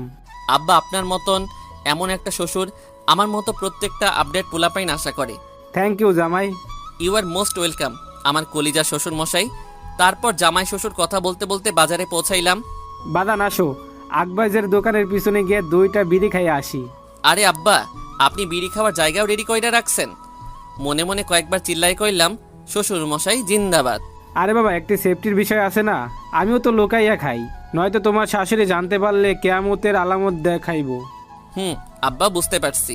তারপর বিড়ি খাওয়া শেষ কইরা 2 জন মিলে আবারও বাড়িতে চলে আসলাম। রাতে বিছানায় শুয়ে ফেসবুকিং করছিলাম, এমন সময় রিয়া এসে বলল, ওই তুমি আম্মুকে কি উল্টাপাল্টা বলছো? আম্মু আমাকে বকা দিচ্ছে কেন? লেখুকা, আমি কখন আম্মারে কি কইলাম? তুমি আম্মুকে কেন বলছো আমি তোমার যত্ন করি না? ও মা, তা আমি কি মিথ্যা বলছি নাকি? দেখ, আমি কোনো ঝামেলা জড়াইতে চাই না, তুমি আর এসব আম্মুকে বলবা না, ওকে? মামা বাড়ির আবদার, সত্যি কথা বললেই দোষ, তা আমারে মেনে নিলেই তো পারো। আমি তোমার মতো ছেলেকে কখনই মেনে নেব না। এই ভাই শোন, তোর মতো পেট নিচে আমার মতো এমন একটা কিউট পোলা পাইছস, ওইটাই তোর 7 জন্মের ভাগ্য। আবার মুখে মুখে তর্ক করে। ওহ, আমি না তোমার সাথে আর কথাই বলতে চাচ্ছি না। তো আমি কি কথা কইবার চাইতেছি নাকি? এই লক্ষ্মী, শোনো না, দেখো তুমি এসব আম্মুর কাছে বললে আম্মু কি ভাববে বলো? আমারও অসম্মান হয় না বলো? এই তো এখন ঠিক আছে, এমন মিষ্টি করে বললেই তো পারো। এমন চিল্লিয়া কইলে তোমার কথা শুনতে মন চায়। আচ্ছা ঘুমাও। মনে মনে কমু নাকি? আরো বেশি কইলে কমু। আমার বাসায় আম্মুর কাছে আমার প্রেস্টিজ লিক করছিলা না, এখন ঠেলা বোঝামো। তারপর দেখতে দেখতে বেশ কয়েকদিন পার হয়ে গেল। আজকে একটু পরেই আমি আমার পরাণের শ্বশুর মশাইকে ছেড়ে আমার বাড়িতে তাহার মাইয়াডারে লইয়া পাড়ি জমামো। বাদান, তোমাকে খুব মিস করব, সময় পেলে তোমার আব্বার কাছে চলে আসবা। আব্বা গো, আমিও আপনাকে খুব মিস করব। ভালো থাকবেন আর নিজের শরীরের যত্ন নেবেন। তারপর সবাইকে বিদায় জানিয়ে শ্বশুর বাড়ি থেকে আমার বাড়ির উদ্দেশ্যে রওনা হলাম। বাড়িতে পৌঁছে ফ্রেশ হয়ে কিছুক্ষণ বিশ্রাম নিয়ে আবার আড্ডাখানায় গিয়ে যোগ দিলাম। আড্ডাখানায় যেতেই, কিরে মাম্মা, শ্বশুর বাড়ির খাবার খেয়ে তো মোটা হয়ে গেছিস। আরে বেটা, শ্বশুরবাড়িতে যেই যতটা করছে আগে জানলে ল্যাংটাকালে বিয়ে করে নিতাম। বলিস কি মামা, বল না কেমন যত্ন করে? কমুনা। বুঝতে পারছি, বউয়ের ঝাড়া খাইয়া ফিট হয়ে গেছিস। বেটা, আমার কি তোর ব্যাককেল মনে হয় নাকি? বউকে আরো উল্টো বাস দিয়ে আনছি। এখন আমার বাসায় গিয়ে দেখবি বউ আমার একেবারে তারের লাহান সোজা হইয়া গেছে। হয়েছে তো চাপা রাখা, দেখমু গিয়ে কেমনে সোজা করস। তারপর হারামিগুলোর সাথে কিছুক্ষণ আড্ডা দিয়ে রাতে বাসায় ফিরলাম। তারপর রাতের খাবার শেষ করে রুমে আসতেই, সাদ, তোমাকে আমার আরো কিছু বলার ছিল। বলো। দেখো, আমরা দুজন দুজনকে সহ্যই করতে পারি না, সব সময় ঝগড়া বিবাদ লেগেই থাকে। যেখানে স্বামী স্ত্রী এক আরেকজনের বিপদে আপদে পাশে দাঁড়ায়, সেখানে আমরা ব্যস্ত থাকি এক আরেকজনের বিপদের কারণ হওয়ার জন্য। সেটা ঠিকই বলছো। সাদ, আমরা হয়তো কখনোই একসাথে হ্যাপি থাকতে পারবো না।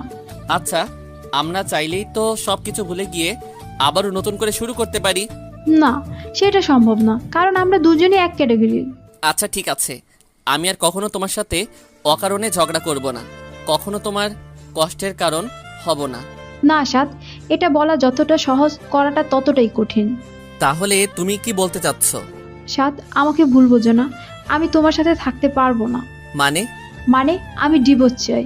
রিয়ার মুখে এই কথাটা শোনা মাত্রই আমি বাকরুদ্ধ হয়ে গেলাম। তারপর নিজেকে কিছুটা স্বাভাবিক করে নিয়ে বললাম, তো তো তুমি আমার সাথে মজা করছো তাই না? না, আমি তোমার সাথে মোটেও মজা করছি না। আচ্ছা, আমি তো বলেছি আমি আর তোমার কষ্টের কারণ হব না, আর তোমাকে কখনো কোনো ধরনের প্রেশার ক্রিয়েট করব না। আচ্ছা, আমি ভুল করে থাকলে প্লিজ মাফ করে দাও। দেখো সাদ, এইসব বলে আর কোনো লাভ হবে না। আমি তোমাকে চাই না, সেটা একবার বোঝার চেষ্টা করো। রিয়া, আমি নিচে ঘুমাবো, তোমার সাথে কখনো বাজে ব্যবহার করব না। প্লিজ রিয়া, দেখো আমার আম্মু তোমায় অনেক ভালোবাসে, আমি উনাকে কি জবাব দেব? উনি অনেক কষ্ট পাবে। প্লিজ রিয়া। উফ সাদ, তুমি বুঝতে চাচ্ছ না কেন? তোমার সাথে থাকাটা আমার পক্ষে অসম্ভব, জাস্ট অসম্ভব। আচ্ছা, অনেক রাত হয়েছে, এখন ঘুমাও, আমরা সকালে কথা বলি। আচ্ছা ঠিক আছে, ঘুমাও। না, তুমি ঘুমাও, আমি একটু বাইরে যাব। কথাটা বলার সাথে সাথেই রিয়া কিছু না বলে চুপচাপ শুয়ে পড়ল। আর আমি বাইরে এসে করিডোরে দাঁড়িয়ে ভাবছি আমার ভুলটা কোথায়। আচ্ছা, আমি তো ওকে বলেছি আমি আর ওকে বিরক্ত করব না, তবুও ও বুঝতে চাচ্ছে না কেন? আমার নিজের জন্য এতটা কষ্ট হচ্ছে না, তবে আমি আমার ফ্যামিলিকে কি জবাব দেব, কি বলবো আম্মুকে? কথাগুলো ভাবতে ভাবতেই চোখের কোণ থেকে কয়েক ফোঁটা জল গড়িয়ে পড়ল। তারপর রুমে গিয়ে একটু ঘুমানোর চেষ্টা করলাম, কিন্তু চোখের পাতাটা কোনোভাবেই এক করতে পারছি না। বুকের ভেতরটার ভয়ানক তীব্র যন্ত্রণায় ছটফট করছি। রিয়ার দিকে তাকিয়ে দেখি ও নিশ্চিন্তে ঘুমাচ্ছে। খুব ইচ্ছে করছে ওর মায়া মাখা মুখটায় একটা সুখের পরশ এঁকে দিয়ে খুব করে বলতে, প্লিজ তুমি আমাকে ছেড়ে যেও না। আচ্ছা, হঠাৎ ওর ছেড়ে যাওয়ার কথায় আমি এত কষ্ট পাচ্ছি কেন? আমি কি তাকে সত্যি সত্যি ভালোবেসে ফেলেছি? না, কিছুই বুঝে উঠতে পারছি না।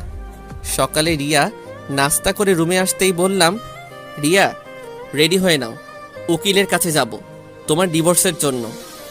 ভেবেছিলাম কথাটা শোনার পর রিয়া কিছুটা শকড হবে, কিন্তু তেমন কিছুই ঘটল না। উল্টো ও স্বাভাবিক স্বরে বলল, আমি রেডি হয়ে নিচ্ছি, তুমি নাস্তা করবে না? না, বাইরে খেয়ে নেব, তুমি রেডি হয়ে নাও। রিয়া রেডি হওয়ার পর ওকে নিয়ে বেরোতে যাব, তখনই আম্মু এসে, কিরে তুই এই সময় বোমাকে নিয়ে কোথায় যাচ্ছিস? একটু ঘুরতে যাব, বাসায় বসে বোরিং লাগছে। তার নাস্তা করবি না? নাস্তা করে যা। না আম্মু, এমনিতে লেট হয়ে গিয়েছে, আমি বাইরে খেয়ে নেব, তুমি টেনশন করো না। কিরে তোর চেহারাটা এমন শুকনো শুকনো লাগছে কেন? কি হয়েছে? মলিন হাসির আড়ালে চেহারার কষ্টের ছাপটা লুকানোর চেষ্টা করে বললাম, না আম্মু, আমি ঠিক আছি। তারপর রিয়াকে নিয়ে বেরিয়ে পড়লাম উকিলের অফিসের উদ্দেশ্যে। গাড়িতে আমি চুপচাপ হয়ে বসে থাকলেও লক্ষ্য করলাম রিয়ার মধ্যে তার কোনো প্রতিক্রিয়াই হচ্ছে না। ও স্বাভাবিকভাবে বসে বাইরে প্রকৃতিটাকে উপভোগ করছে। তারপর যথাসময়ে উকিলের অফিসে পৌঁছে কথাবার্তা বলে জানতে পারলাম আমাদের ডিভোর্স হবে, কিন্তু শর্ত হচ্ছে আমাদের এখন থেকে 3 মাস অবধি একই ছাদের নিচে একসাথে কাটানো লাগবে। তারপর 3 মাস পরেও যদি আমরা এখানে এসে স্বীকার করি যে আমরা একসাথে থাকতে চাচ্ছি না, তাহলেই আমাদের ডিভোর্স হবে। তারপর উকিলের অফিস থেকে বেরিয়ে রিয়াকে জিজ্ঞেস করলাম, এখন কি করব? এখানে তো আর কিছু করার নেই, আমাদের 3 মাস অপেক্ষা করা ছাড়া আর তো কোনো উপায় দেখছি না। তা তুমি কি আমার বাসায় যাবে, নাকি তোমাদের বাসায় দিয়ে আসবো? দেখো প্লিজ, আব্বু আমাকে কথাটা জানিও না। ডিভোর্স হওয়ার পর আমি ওনাদের জানাবো, তার আগে ওনারা জানতে পারলে আমার উপর প্রেশার ক্রিয়েট করবে। আর এই 3 মাস স্বাভাবিক হয়ে তোমার সাথে থাকবো। আচ্ছা ঠিক আছে, তবে এটা খেয়াল রাখবা আমার আব্বু আম্মু যেন এসবের কিছুই জানতে না পারে। জানবে না। তারপর রিয়াকে নিয়ে বাসায় এসেই আমি আড্ডাখানার উদ্দেশ্যে বেরিয়ে পড়লাম। ভেতরের কষ্টগুলো ভেতরেই থেকে যাচ্ছে, না কাউকে বলতে পারবো, না কাউকে বোঝাতে পারবো। হয়তো হারামিগুলোর সাথে কিছুক্ষণ আড্ডা দিতে পারলে মনের কষ্টগুলো কিছুটা হালকা হবে। আনমনে রাস্তায় হাঁটছি আর এই কথাগুলো ভাবতেছি, যত কিছুই ঘটে যাক না কেন কাউকে কিচ্ছু বুঝতে দেওয়া যাবে না। আমাকে শক্ত হতে হবে, নিজের সাথে লড়াই চালিয়ে যেতে হবে। কিন্তু আমি যে এখনই ক্লান্ত হয়ে গেছি, কষ্টগুলো আর নিতে পারছি না, শত চেষ্টা করেও নিজেকে সামলে নিতে পারছি না। তারপর আড্ডাখানায় পৌঁছাতেই, কিরে মামা, কি অবস্থা? দোস্ত জব্বর ভালা। তোদের কি অবস্থা? কিরে, তোর চেহারা এমন লাগছে কেন? কি হয়েছে তোর? কই কিছু না তো। দেখ সাদ, আমি তোকে ল্যাংটাকাল থেকে চিনি। তুই সবসময় হাসি খুশি থাকিস, কিন্তু আজ এমন মনমরা হয়ে আছিস কেন? আরে ধুর বেটা, তেমন কিছু হয় নাই, এমনিতেই একটু মন খারাপ আর কি। আচ্ছা, তোর যেহেতু মন খারাপ, চল আজকে একটু বাইরে থেকে ঘুরে আসি। না রে, আজকে না, অন্য একদিন। তারপর হারামি দুইটা আমাকে এক প্রকার জোর করেই আমাকে নিয়ে ঘুরতে বের হলো। সারাদিন ঘোরাঘুরির পর সন্ধ্যার দিকে যেই ফিরলাম, ভেতরের কষ্টগুলো আবারও আমাকে গ্রাস করতে শুরু করলো। কোনো রকম রাতের খাবারটা খেয়েই তারপর বাসায় রাখা ঘুমের ওষুধের থেকে বেশ কয়েকটা ঘুমের ট্যাবলেট খেয়ে শুয়ে পড়লাম। অতিরিক্ত ক্লান্তি আর ঘুমের মেডিসিন খাওয়ার কারণে কিছুক্ষণের মধ্যেই ঘুমিয়ে গেলাম। সকালে আম্মুর ডাকে ঘুম ভাঙলো। কিরে, এত বেলা হয়ে গেছে তবুও তোর ঘুম শেষ হচ্ছে না? মোবাইলের কি বাটনটা চাপ দেওয়ার পরই স্ক্রিনে তাকিয়ে দেখি 10টা বেজে গিয়েছে। এ কি আম্মু, 10টা বেজে গেছে? তুমি আমাকে আগে ডাক দিবা না? এর আগেও বেশ কয়েকবার তোকে ডেকে গিয়েছি, কিন্তু তুই তো উঠছিসই না। রাতে ঘুমের ওষুধ খাওয়ার ফল। ও আসলে কালকে একটু ঘোরাঘুরি করেছি তো, তাই হয়তো ক্লান্তির কারণে এমনটা হয়েছে। আচ্ছা আম্মু, তুমি যাও, আমি ফ্রেশ হয়ে আসতেছি। কিরে বাবা, তোর কি হয়েছে? কালকে সকাল থেকে লক্ষ্য করছি তুই কেমন যেন হয়ে গেছিস। আরে আম্মু, কিচ্ছু হয় নাই, আমি ঠিক আছি। এই, আমি না তোর মা, আমাকে বল না তোর কি হয়েছে। আম্মু আমি ঠিক আছি, আমার কিচ্ছু হয়নি। কথাটা বলার সাথে সাথেই আম্মু এক প্রকার রাগ দেখিয়েই আমার রুম থেকে বেরিয়ে গেল। এই আম্মুটা না একদমই আমার কথা বিশ্বাস করছে না। এই মা জাতিটা না বড়ই অদ্ভুত। আপনি ভালো থাকার অভিনয়টা সবার সামনে করতে পারলেও এই মায়ের সামনে এসে আপনি হেরে যাবেন। আপনার অভিনয়টা রাতারাতি চোখে ধরা পড়ে যাবে। প্রায় 15 দিন পর, এই 15 দিন আমি আর রিয়া একই ছাদের নিচে থেকেছি ঠিকই, কিন্তু আমাদের মধ্যে কোনো কথাই হতো না, যে যার মতো থাকতাম। অবশ্য প্রথম দিকে আমি ওর সাথে নিজে থেকে কথা বললেও ও সব সময় আমাকে ইগনোর করত, আমাকে অবহেলা করত। এক কথায় আমাকে তার বিরক্ত লাগতো। তাই এখন আর আমিও তাকে বিরক্ত করি না। রাতে খাবার খেয়ে রুমে আসতেই রিয়া বলে উঠল, সাত, কালকে একটু আমার ফ্রেন্ডের বাসায় যাওয়া লাগবে, খুব অসুস্থ, তাই একটু দেখতে যাব। আমাকেও যেতে হবে, আম্মুকে নিয়ে যাও। না না, আমি একাই যেতে পারবো। সে কি, একা কিভাবে যাবে? আচ্ছা ঠিক আছে, আমি তোমায় নিয়ে যাব। দেখো, তোমার সাথে আমার ডিভোর্স হয়ে গেছে, কয়েকদিন পর কাগজটা পেলে আমরা দুজন দূরে আসতাম। প্লিজ, আমি এখন। এতটুকু বলেই রিয়া থমকে গেল। কি ব্যাপার, কি হয়েছে, এমন করতেছ কেন?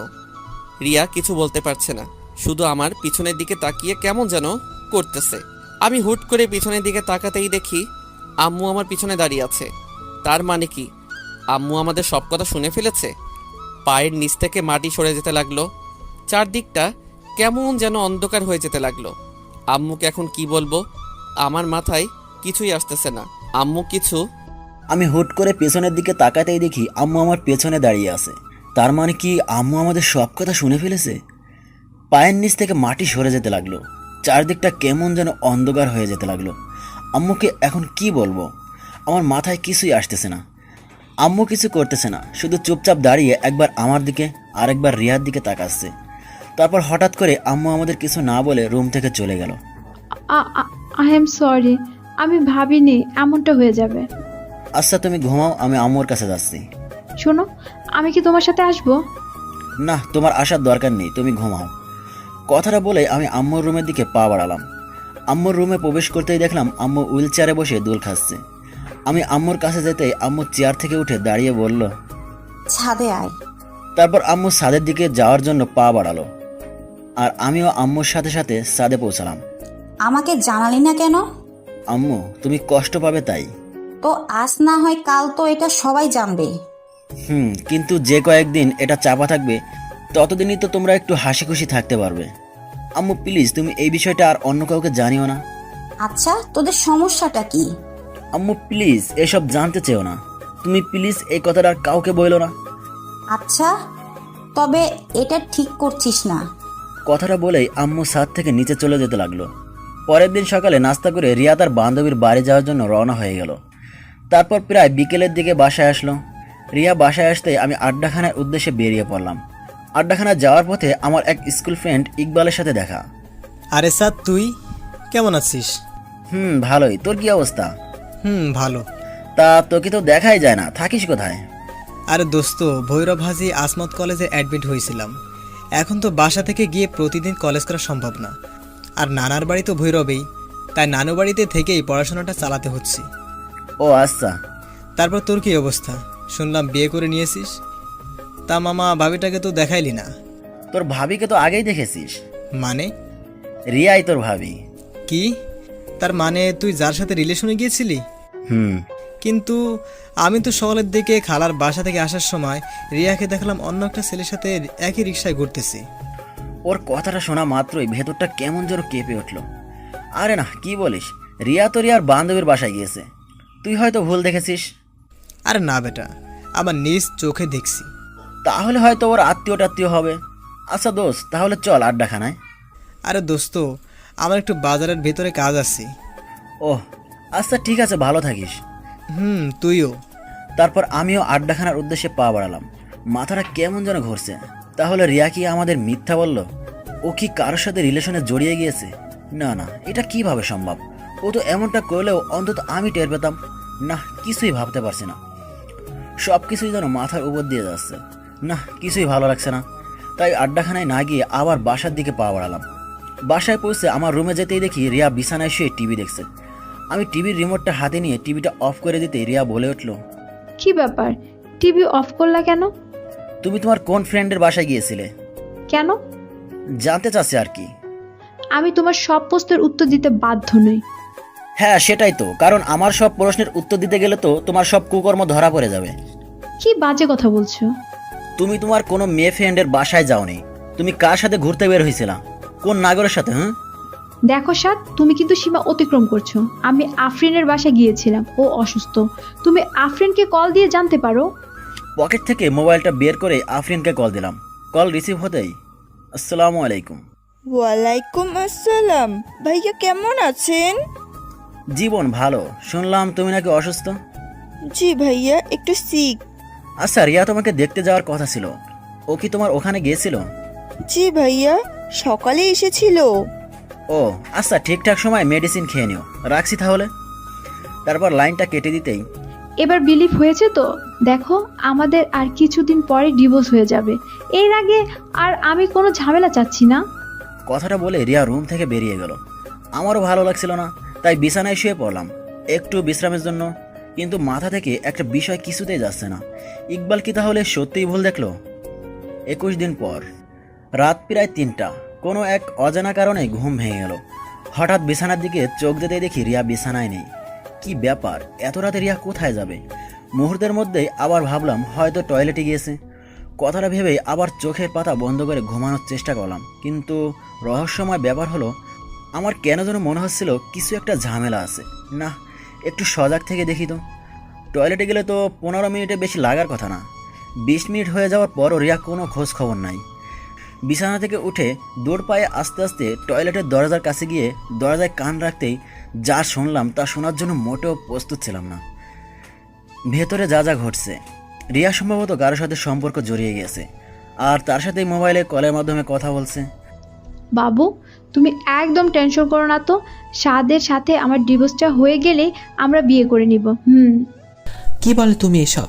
আমি টেনশন করব না তো কে করবে? তোমাকে অন্যের ঘাড়ে রেখে আমি কিভাবে টেনশন মুক্ত থাকি তুমি বলো।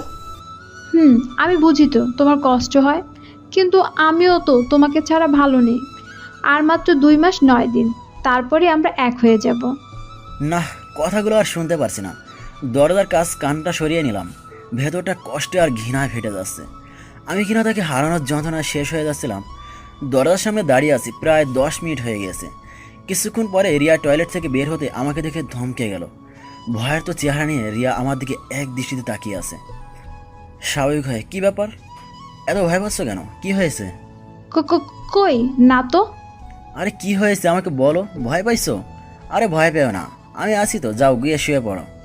আপনারা কি ভাবছেন এত বড় একটা কাহিনী হয়ে গেল আর আমি ওকে কিছুই বলিনি কেন? কারণ আমি এই কাহিনীটা অনেক আগেই জেনে গিয়েছি।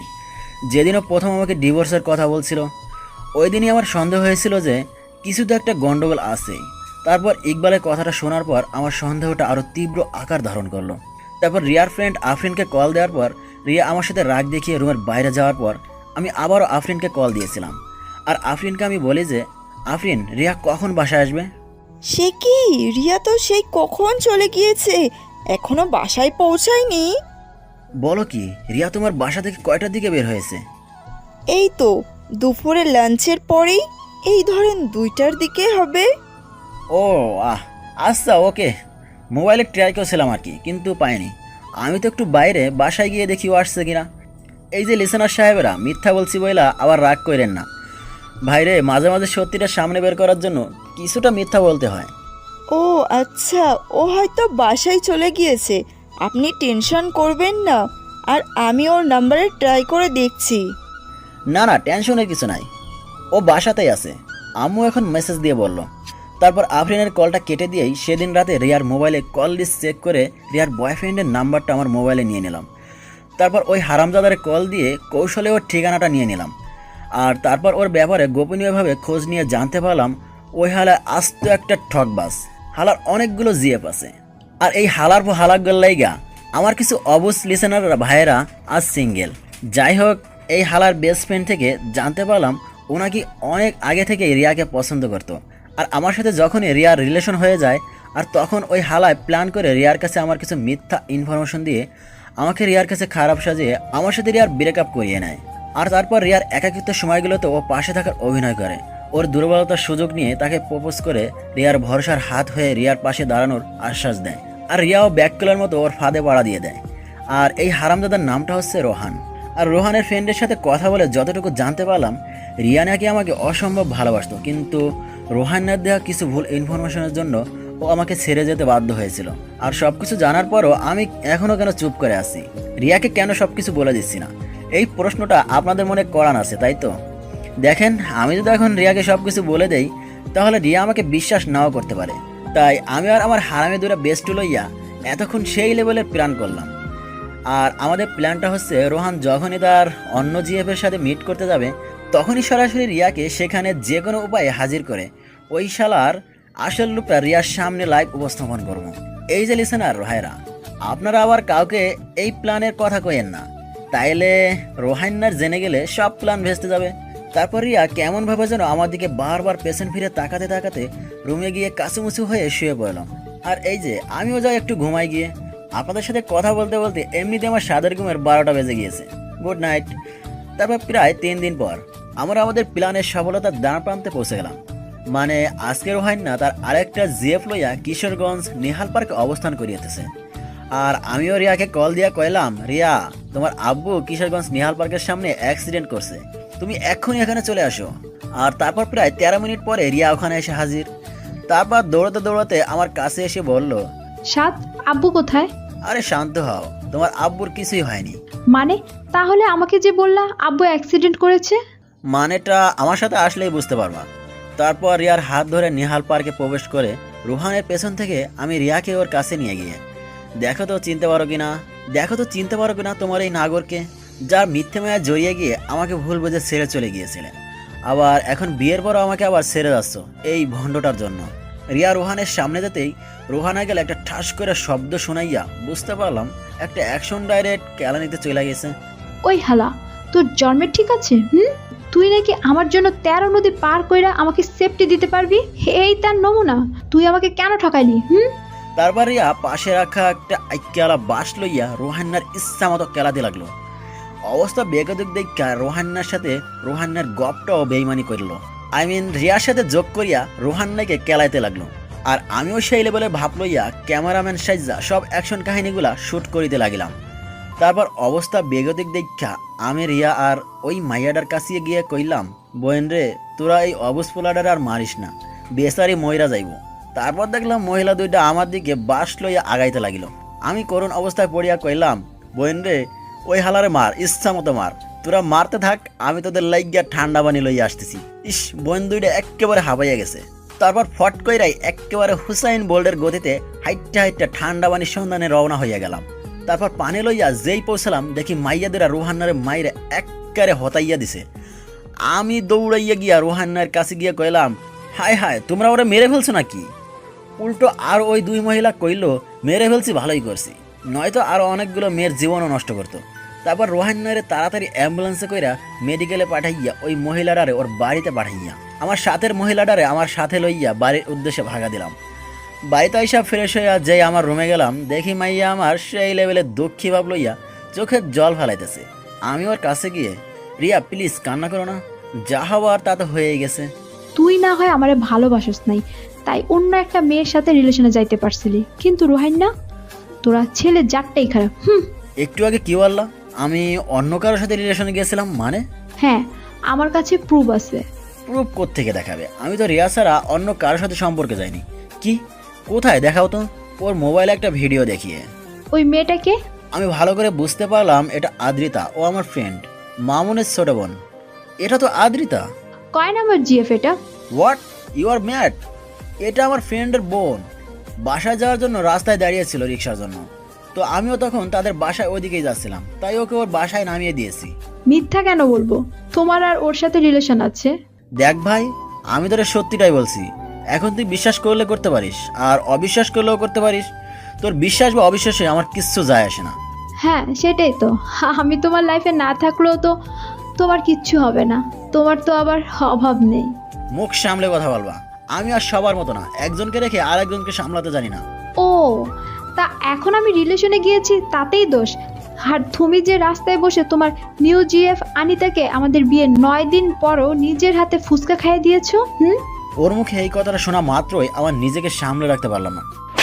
ওর গালে একটা কষিয়ে থাপ্পড় বসিয়ে দিলাম। গালে হাত দিয়ে আমার দিকে অবাক হয়ে তাকিয়ে চোখের কোণে পানি টলমল করছে। সাত, তুমি? হ্যাঁ, আমি অনেক সহ্য করেছি তোমার এই ফালতু বকবকানি, মিথ্যা অপবাদ আর কত দেবা। আমার লাইফটা তুমি বরবাদ করে দিয়েছো। আনিতা আমার ভাগ্নি হয়, ও মাত্র ক্লাস 6-এ পড়ে, আর তুমি ওকেও রেহাই দিলে না। একটা মানুষের মনের চিন্তাধারা যে এতটা নিচু আর এত জঘন্য হতে পারে তা আমার ভাবা ছিল না।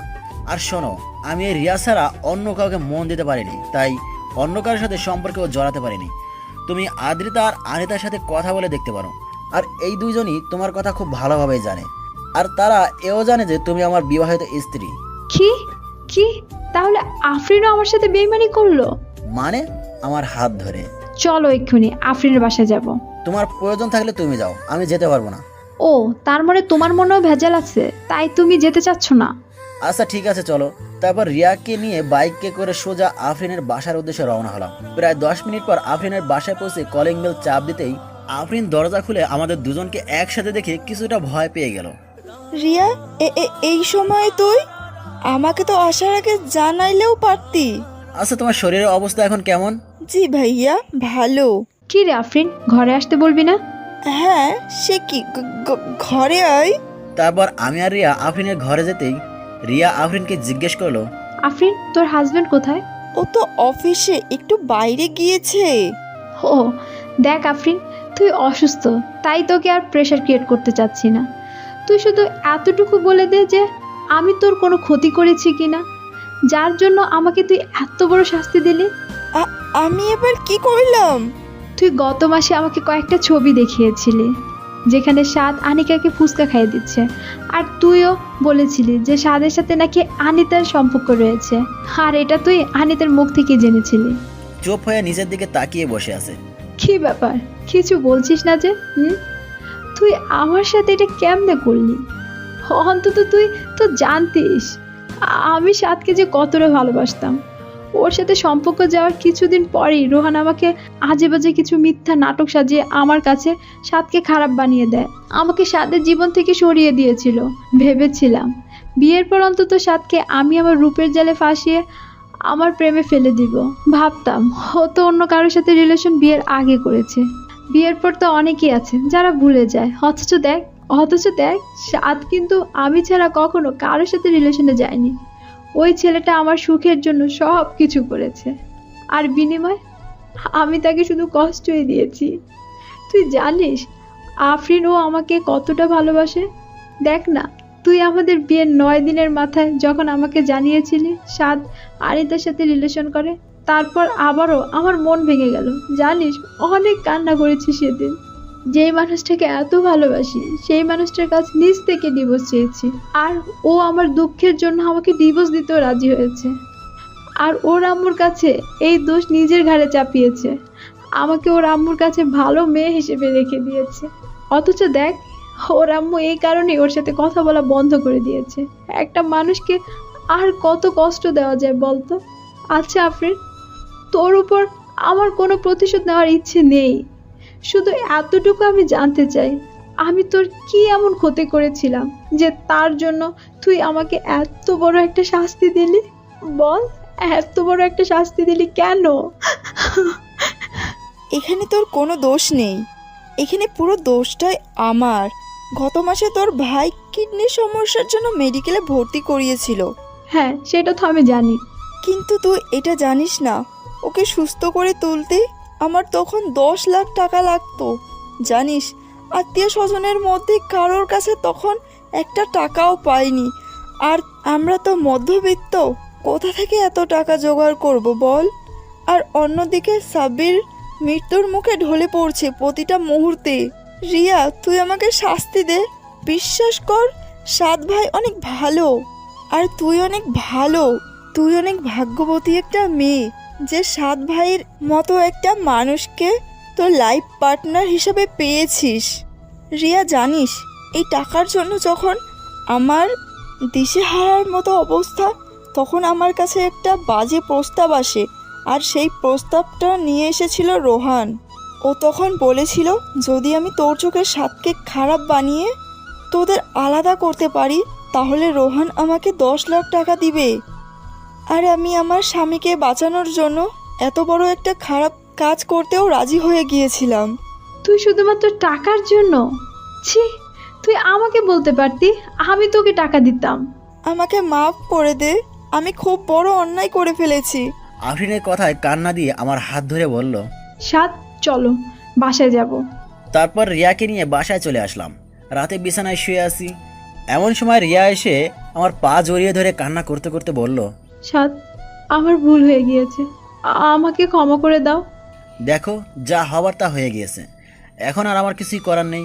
ডিভোর্স পেপারটা হাতে আসলে আমি সাইন করে তোমাকে মুক্তি দিয়ে দেব। দেখো, যা হবার তা হয়ে গিয়েছে, এখন আর আমার কিছুই করার নেই। ডিভোর্স পেপারটা হাতে আসলে আমি সাইন করে তোমাকে মুক্তি দিয়ে দেব। চাঁদ, আমি তো ইচ্ছে করে কিছু করিনি, আর আমি তো তোমায় ভালোবাসি। দেখো, আমি তোমার কোনো কথা শুনতে চাই না, প্লিজ আমাকে আমার মতো থাকতে দাও। আচ্ছা, তুমি খাটে ঘুমিয়ে যাও, আমি নিচে ঘুমাবো। তারপর রিয়ার কথার কোনো উপেক্ষা না করেই আমি নিচে বিছানায় শুয়ে পড়লাম। পরের দিন সকালে নাস্তা করে বাইরে বেরোতে যাব, ঠিক তখন রিয়া আমার সামনে এসে আমাকে হঠাৎ করে জড়িয়ে ধরে হু হু করে কান্না করে দিল। এই, কি হয়েছে? এমন বোকার মতো কান্না করতেছো কেন? প্লিজ আমায় ছেড়ে দিও না, আমি তোমায় অনেক ভালোবাসি। শোনো, একটা মানুষকে শুধুমাত্র ভালোবাসলেই হয় না, তার প্রতি বিশ্বাস আর ভরসাটাও রাখতে হয়, যেটা তোমার মধ্যে নেই। সাত, আমি তোমায় অনেক বিশ্বাস করি। বিশ্বাস? তাও তুমি এই আমাকে? How funny. শোনো, ভালোবাসার মানুষটা ভুল করলেও তাকে শুধরানোর একটা সুযোগ দিতে হয়, তার পাশে থেকেও ওই ভুল পথ থেকে তাকে ফিরিয়ে আনতে হয়। আর তাতেও যদি সেই মানুষটার মধ্যে কোনো পরিবর্তন না ঘটে, তাহলে তাকে ছেড়ে দেওয়াটাই শ্রেয়। কিন্তু তুমি কি করছো? দেখো, আমাকে একবারের মতো মাফ করে দাও, আমি আর কখনো এমন ভুল করব না, প্রমিস। মাপ? তাও তোমায়? কই, আমাকে তো তুমি মাফ করনি। আমি তো তোমায় বলেছিলাম আমার আম্মু হার্টের রোগী, আমার আম্মু এটা সইতে পারবে না। তুমি আমাকে ডিভোর্স দিও না, আমি তোমার সব কথাই শুনবো, তোমার কোনো প্রকার কষ্টের কারণ হব না। আমাকে তো তুমি একটা সুযোগও দাওনি। আচ্ছা, আমি তো কোনো ভুল করিনি, তাও তুমি আমায় শাস্তি দিয়েছো। তুমি ফিরিয়ে দিতে পারবে আমার কষ্টের সেই রাতগুলো? ফিরিয়ে আনতে পারবে আমার আর আম্মুর সেই বন্ধুমোহন সম্পর্কটাকে? আমার আম্মুর চোখের জলের মূল্য তুমি রিয়া দিতে পারবে না।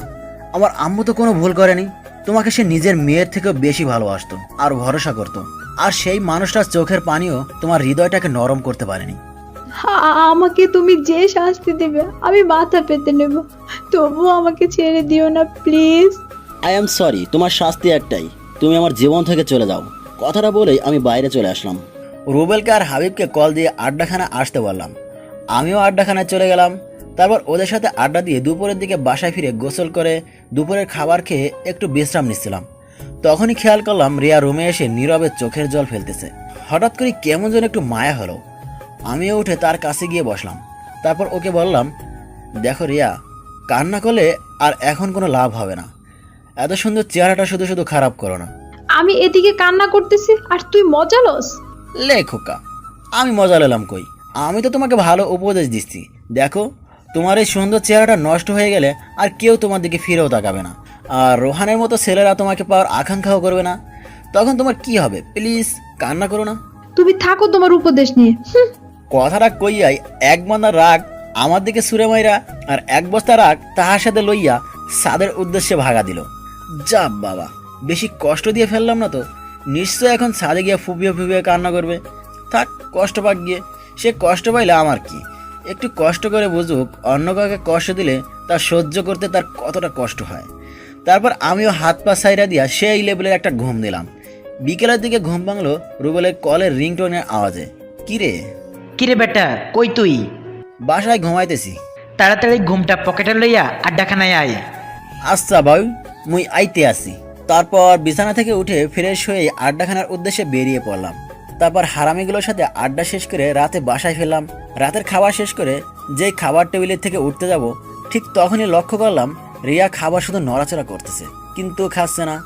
রিয়া খাচ্ছে না কেন? আমার দিকে করুণ দৃষ্টিতে তাকিয়ে। আমার খেতে ইচ্ছে করে না। মা আমার, তোমার কি কিছু হয়েছে? না বাবা, আমি ঠিক আছি। বিকেলে হালকা কিছু খেয়েছি তো, তাই ক্ষুধা মরে গিয়েছে। আচ্ছা, জোর করে খেয়ে নাও। কথাটা বলেই আমি আমার রুমে এসে কানে হেডফোন গুঁজে গান শুনতে শুনতে ঘুমিয়ে পড়লাম। 3 দিন পর রাতে বিছানায় শুয়ে আছি, এমন সময় রিয়া আমার কাছে এসে বলল, আমার কিছু বলার ছিল। বলো। তুমিই তো বলো, ছেড়ে যাওয়া না, মানিয়ে নেওয়াটাই ভালোবাসা। তাহলে তুমি আমাকে এখন ছেড়ে দিচ্ছ কেন? দেখো, তুমি যদি ভুল করতে বা আমার শুধু মাত্র ছেড়ে যেতে, তাহলে আমি তোমায় মানিয়ে নিতাম। কিন্তু তুমি তো আমাকে শুধু ছেড়ে যাওনি, আমাকে দিনের পর দিন ঠকিয়েছো। বিয়ের আগে না হয় আমাকে কিছু না বলে তুমি ছেড়ে গিয়েছিলে, কারণ আমি শুধুমাত্র একাই কষ্ট পেতাম। কিন্তু বিয়ের পর তুমি শুধু আমাকে ছেড়ে যাচ্ছিলে না, ছেড়ে যাচ্ছিলে আমার মা বাবা সবাইকে। তাদের বিশ্বাসের বুকে তুমি নিজ হাতে ছুরি চালিয়েছ। তারপর আমি সব কিছু মেনে নিতাম, কিন্তু তুমি আমাকে ছেড়ে গিয়ে অন্য কারোর সাথে সম্পর্কে জড়িয়ে গিয়েছো। আচ্ছা, কখনো যদি আমার ফ্যামিলির কেউ জানতে পারে তুমি আমাকে রেখে অন্য একটা ছেলের সাথে, তোমার এই সুন্দর চেহারাটা দেখলেও এখন আমার অসম্ভব ঘৃণা হয়। আর তুমি কথায় কথায় বলো তুমি আমায় ভালোবাসো। আচ্ছা, এটাকে সত্যি ভালোবাসা?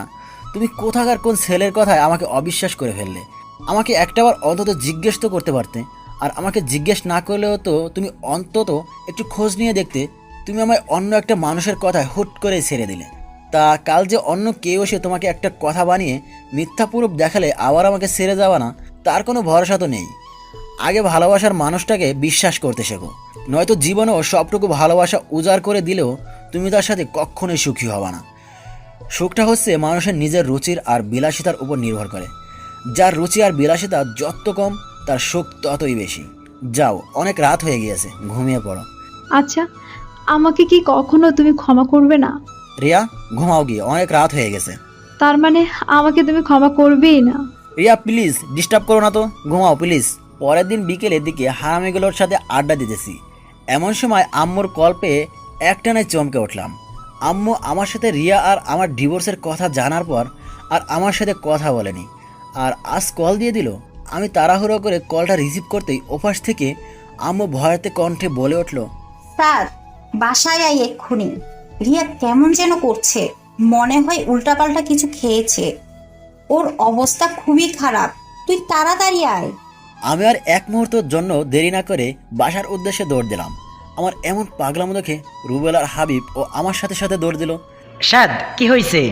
কিছু বলতে পারছি না, শুধু দৌড়াচ্ছি। সাদ, প্লিজ কি হয়েছে বল। প্লিজ তোরা আমার সাথে আয়, রিয়ার যেন কি হয়েছে। তারপর বাসায় পৌঁছে যেই রিয়ার কাছে গেলাম, দেখি ওর মুখ দিয়ে লালা বের হচ্ছে আর অনেক বমি করতেছে। ওকে আমি কোলে নিতেই ওর হাত থেকে বিষের একটা ছোট বোতল ফ্লোরে পড়লো। সাদ, আমি গাড়ি বের করে আনছি, তুই রিয়াকে বাইরে নিয়ে আয়। তারপর রিয়াকে কোলে নিয়ে আমি গাড়িতে উঠিয়ে মেডিকেলের উদ্দেশ্যে রওনা হলাম। মেডিকেলে পৌঁছে তাড়াহুড়ো করে রিয়াকে ইমার্জেন্সিতে ভর্তি করালাম। আমি অপারেশন থিয়েটারে বাইরে বসে আছি, এমন সময় আব্বু এসে আমার কাছে এসে আমার পিঠে হাত রেখে, চিন্তা করিস না বাবা, সব ঠিক হয়ে যাবে। একটা দীর্ঘশ্বাস ছেড়ে, ওর কিছু হয়ে গেলে আমি ওর আব্বু আম্মুকে কি জবাব দেব? এই তুই এমন ভাবে বলছিস কেন? সব ঠিক হয়ে যাবে তো। তাই যেন হয়। প্রায় ঘন্টাখানেক পরেই অপারেশন থিয়েটার থেকে ডক্টর বেরিয়ে আসলো। আমি ডক্টরের কাছে গিয়ে জিজ্ঞেস করলাম, ডক্টর, রোগীর কি অবস্থা? আপনারা সঠিক টাইমে নিয়ে আসতে পেরেছেন, তাই রোগীর তেমন কোনো প্রবলেম হয়নি। রুহি ঠিক আছে, আপনি চাইলেও একা গিয়ে ওনার সাথে দেখা করতে পারেন, তবে লক্ষ্য রাখবেন রুগী যেন বেশি কথা না বলে। তারপর আমি রিয়ার কাছে যেতেই দেখি রিয়া নিথর হয়ে বেডে শুয়ে আছে। আমি ওর কাছে গিয়ে ওর কাছে বসে ওর মাথায় হাত বুলাতে বুলাতে বললাম, এখন কি কিছুটা ভালো লাগছে? তুমি এই বোকামোটা না করলেও পারতে, যদি কিছু একটা হয়ে যেত। তাহলে তো ভালোই হতো, সবাই মুক্তি পেয়ে যেত। আমার মতো মেয়েদের এই পৃথিবীতে না থাকাটাই ভালো। অন্তত আমার জন্য অনেকগুলো মানুষের জীবনের সুখগুলো হারিয়ে যেত না। তোমরা মেয়েরা একটা জিনিস খুব ভালো পারো, সেটা কি জানো? অভিমান। এই অভিমানটা কখনো অন্য কারোর উপর দেখিয়ে বেশ কয়েকটা মানুষের জীবন বিপদে ফেলে দাও, আবার কখনো নিজের উপর দেখিয়ে বোকার মতো নিজেকে শেষ করে দাও। আচ্ছা, তোমরা কি এটা করতে পারো না যে যেই ভুলগুলোর জন্য আজকে তোমার জীবনটাকে শেষ করে দিতে হচ্ছে, নিজের অভিমানটাকে কাজে লাগিয়ে সেই ভুলগুলো শুধরে নিতে পারো না? একটা কথা সবসময় মনে রাখবে, হেরে যাওয়া না, লড়াই করে বেঁচে থাকার নামই জীবন। আমি কার জন্য লড়াই করব? কার জন্যই বেঁচে থাকবো? আর সব কিছুই যে আমি শেষ করে দিয়েছি। দেখো রিয়া, জীবনের সব কিছু যেখানে শেষ হয়ে যায় সেখান থেকে আবার নতুন করে শুরু করতে হয়। তুমি রেস্ট নাও, আমি ডক্টরের সাথে একটু কথা বলে আসতেছি। কথাটা বলেই আমি ডক্টরের কাছে যাওয়ার জন্য যেই পা বাড়ালাম, তখন রিয়া আমাকে পেছন থেকে ডাক দিল। সাত, পেছন ফিরে ওর দিকে তাকিয়ে বলো। তুমি আমার আব্বু আম্মুকে এ ব্যাপারে কিছু জানিও না প্লিজ। আমি আর কাউকে কষ্ট দিতে চাই না। কিছুক্ষণ চুপ থেকে একটা দীর্ঘশ্বাস ছেড়ে, আচ্ছা তুমি রেস্ট নাও, তোমার আব্বু আম্মু কিছু জানবে না। তারপর ডক্টরের সাথে কথাবার্তা বলে যতটুকু বুঝতে পারলাম, অন্তত 3 দিন রিয়ার মেডিকেল অ্যাডমিট থাকা লাগবে। রাত প্রায় 2টা। আমি রিয়ার পাশে বসেই বেডের উঁচু মাথাটা হাত দিয়ে তার উপর মাথা রেখে ঘুমিয়ে গিয়েছি। রিয়ার ঝাঁকুনিতে ঘুম ভাঙলো। আমি হতভম্ব হয়ে উঠে চোখ কসলাতে কসলাতে বললাম, তোমার কি খারাপ লাগছে? আমার না খুব ক্ষুধা লেগেছে, আমাকে কিছু খেতে দাও না। আমার বুকের ভেতরটা অজানা মায় হুট করে কেঁপে উঠল। ওর এই খাবার চাওয়ার ভঙ্গিটা এতটাই করুণ আর এত কষ্টের ছাপ বজায় রাখছিল, ইচ্ছে হচ্ছিল নিজের কলিজাটা ওকে দিয়ে দিই, কিন্তু ও তো এখন চাইলেই খেতে পারবে না। ডক্টরের পারমিশন ছাড়া খাওয়াতে গেলে অনেক বড় ধরনের কোনো অ্যাক্সিডেন্ট ঘটতে যেতে পারে। তাই তাকে সান্ত্বনা দিয়ে বললাম, এই তো লক্ষ্মী, সকাল হয়ে গেছে, আর একটু ঘুমাও, সকাল হলেই তোমায় আমার নিজের হাতে খাইয়ে দিব। আমার দিকে কিছুক্ষণ তাকিয়ে থেকে চোখটা বুজে ঘুমানোর চেষ্টা করলো। তারপর সকালে ডক্টর আসার পর রিয়াকে চেক আপ করে ডক্টর জানালো যে দুপুরের দিকে তাকে খাওয়ানো যাবে, তবে খুব অল্প পরিমাণ খাবার খাওয়াতে হবে। তারপর আমি রিয়ার কাছে যেতে রিয়া বলল, তুমি টেনশন করো না তো, ডক্টর যা বলেছে আমি সব শুনেছি। আমি এখন একটু ঘুমাই, আর তুমিও খেয়ে নাও। না খেয়ে খেয়ে কতটা শুকিয়ে গেছো। আচ্ছা তুমি ঘুমাও, আমি খেয়ে নেব না। না, তুমি এখনই খাবা, যাও খেয়ে নাও, আমি ঘুমাচ্ছি। কি হলো? তুমি ঘুমাও, আমি খেয়ে নেব। কথাটা বলে আমি রিয়ার কপালে একটা চুমু এঁকে দিয়ে ওর মাথায় হাত বুলাতে লাগলাম। কিছুক্ষণ পরেই খেয়াল করলাম রিয়া ঘুমিয়ে গিয়েছে। এই পরিটার চেহারাটা এই কয়দিনের ব্যবধানে একেবারে রানু মণ্ডলের আকার ধারণ করে আসছে। পরের দিন রিয়াকে মেডিকেল থেকে বাসায় নিয়ে গেলাম। রাতে খাবার খেয়ে রুমে এসে শুয়ে বিশ্রাম নিচ্ছি, এমন সময় রিয়া আমার কাছে এসে বলল, এ কি, তুমি নিচে বিছানা করছো কেন? আমি তো নিচেই ঘুমাবো। তুমি কি আমায় কখনোই ক্ষমা করবে না? সেটা সময় হলে বুঝতে পারবে, এখন ঘুমাও। আর শোনো, আশা করি মৃত্যুর স্বাদটা যে কতটা কঠিন আর ভয়ানক সেটা কিছুটা হলেও আন্দাজ করতে পেরেছো। আমি জানি এমন বোকামি আর কখনো করবা না। যাও ঘুমিয়ে পড়ো। লক্ষ্য করলাম রিয়া আর কিছু না বলে চুপচাপ শুয়ে পড়লো। তারপর এভাবে চলে গেল বেশ কিছুদিন। আমাদের ডিভোর্সের আর মাত্র 9 দিন বাকি আছে। বিকেলের দিকে ছাদে বসে প্রকৃতিটাকে উপভোগ করছিলাম, এমন সময় লক্ষ্য করলাম রিয়া একটা ব্ল্যাক শাড়ি পরে ছাদে আসলো। তারপর আমার কাছে গিয়ে বলল, দেখো তো আমায় কেমন লাগছে। খুব ভালো। রিয়া শোনো। বলো। দেখো, আমি তোমাকে একটা কথা বলবো বলে আর বলা হচ্ছে না, কিন্তু এই কথাটা তোমার জানা খুব জরুরি। তুমি কষ্ট পাবে ভেবেই এতদিন তোমাকে এই কথাটা বলি নাই। কি এমন কথা? আসলে তুমি আর আমাকে পাবে না, কারণ এখন আমি অন্য কারো। তুমি যেদিন রোহানের সাথে মিট করতে গিয়েছিলে, আমি ওই দিনই তোমার সব কাহিনী জেনে গিয়েছিলাম। আর তারপরে আমার এক কলেজ ফ্রেন্ড রুহি আমার সব কথা কীভাবে যেন জানতে পারে।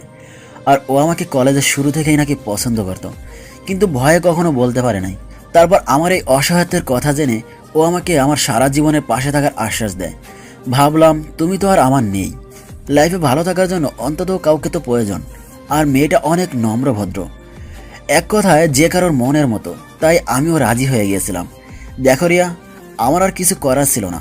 আমি নিজেকে সামলে নেওয়ার কোনো মাধ্যমই খুঁজে পাচ্ছিলাম না, তাই অনেক ভেবেচিন্তে রুহির প্রপোজালে রাজি হয়ে যায়। রিয়া প্লিজ, তুমি আমাকে ভুলে যাও, আমি রুহিকে ঠকাতে পারবো না। রিয়া স্তব্ধ হয়ে আমার দিকে তাকিয়ে আছে, মুখে কোনো আওয়াজ নেই, আছে শুধু একরাশ হতাশা আর চোখের জল। ও রিয়া আর কিছু না বলে ছাদ থেকে নিচে চলে যেতে লাগলো। বেচারি নিশ্চয় এখন রুমে গিয়ে ফুপিয়ে ফুপিয়ে কান্না করবে।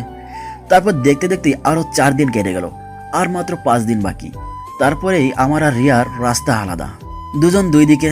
কেউ কাউকে চাইলে আর দেখতে পারবো না, চাইলে আর তার সাথে ঝগড়া করতে পারবো না, কেউ আর আমাকে জ্বালাবেও না, আমারও আর কারোর জন্য সময় মতো বাসায় ফিরতে হবে না। আমরা দুজনেই মুক্ত হয়ে যাব, কারোরই কোনো ধরনের প্যারা থাকবে না, থাকবে না কারো অভিযোগ। আচ্ছা, আমরা দুজন আলাদা হলেই কি সব ঠিক হয়ে যাবে? আমরা সত্যি দুজন দুজন ছাড়া হ্যাপি থাকবো? কথাগুলো আমাদের বাসার করিডোরে দাঁড়িয়ে ভাবছি। ঠিক তখনই কারো ঠান্ডা আর শীতল হাতের স্পর্শে পেছন ফিরে তাকাতেই দেখি আম্মু। আম্মু তুমি? হ্যাঁ আমি। তোরা তো নিজেদের ইচ্ছাতেই আলাদা হয়ে যেতে চাচ্ছিস। আচ্ছা, তোরা আলাদা হয়ে গেলেই কি ভালো থাকবি? তোদের সমস্যাটা কি জানিস? কি? তোদের ইগো। এই ইগোটাকে তোরা প্রাধান্য দিতে গিয়ে তোরা নিজেরাই হেরে যাচ্ছিস, আর জিতে যাচ্ছে ইগো। একটু ভেবে দেখিস। আর রিয়া এই পর্যন্ত যা যা করেছে আমি সব কিছুই জানি। মানে তুমি কি জানো? রোহানের ব্যাপার থেকে শুরু করে সব কিছুই জানি। তবে মেয়েটা না বুঝে ভুল করে ফেলেছে, তাই বলে তুইও ওর মতো ভুল করবি? কথাটা বলে আম্মু আম্মুর রুমের দিকে পা বাড়ালো। আমারও কেন যেন কিছু ভালো লাগছিল না, তাই রুমে গিয়ে একটু ঘুমানোর চেষ্টা করলাম, কিন্তু কিছুতেই ঘুম আসছিল না। এমন সময় রিয়া এসে বলল, তুমি কি ফ্রি আছো? কিন্তু কেন? না মানে একটু আমাদের বাসায় যাবা? আব্বু আম্মুকে খুব দেখতে ইচ্ছে করছে। কিছুদিন পরে তো একেবারের জন্য তোমার আব্বু আমার কাছে চলে যাবে। এই কথাটা বলতে গিয়েও কেন যেন বলতে পারলাম না। আচ্ছা, কখন যাবে? বিকালে। আচ্ছা ঠিক আছে। তারপর বিকেল হতে রিয়াকে নিয়ে ওর বাসার উদ্দেশ্যে রওনা হয়ে গেলাম। গাড়িতে বসে আছি, এমন সময় রিয়া আমাকে বলে উঠল, সাদ, এইটাই হয়তো আমাদের বাসায় তোমার শেষ যাওয়া, তাই না? হয়তো। আচ্ছা, তোমার হাতটা একটু ধরতে পারি? আমি রিয়ার দিকে তাকাতে দেখি ও কান্না করতেছে। ধরো। আর শোনো, এখন আর কান্না করে কোনো লাভ হবে না, নিজেকে সামলে নেওয়ার চেষ্টা করো। বিলিভ করো, আমি না অনেক ট্রাই করেছি, কিন্তু আমি কি করব, আমি যে পারতেছি না। সময় নাও, আস্তে আস্তে সব ঠিক হয়ে যাবে।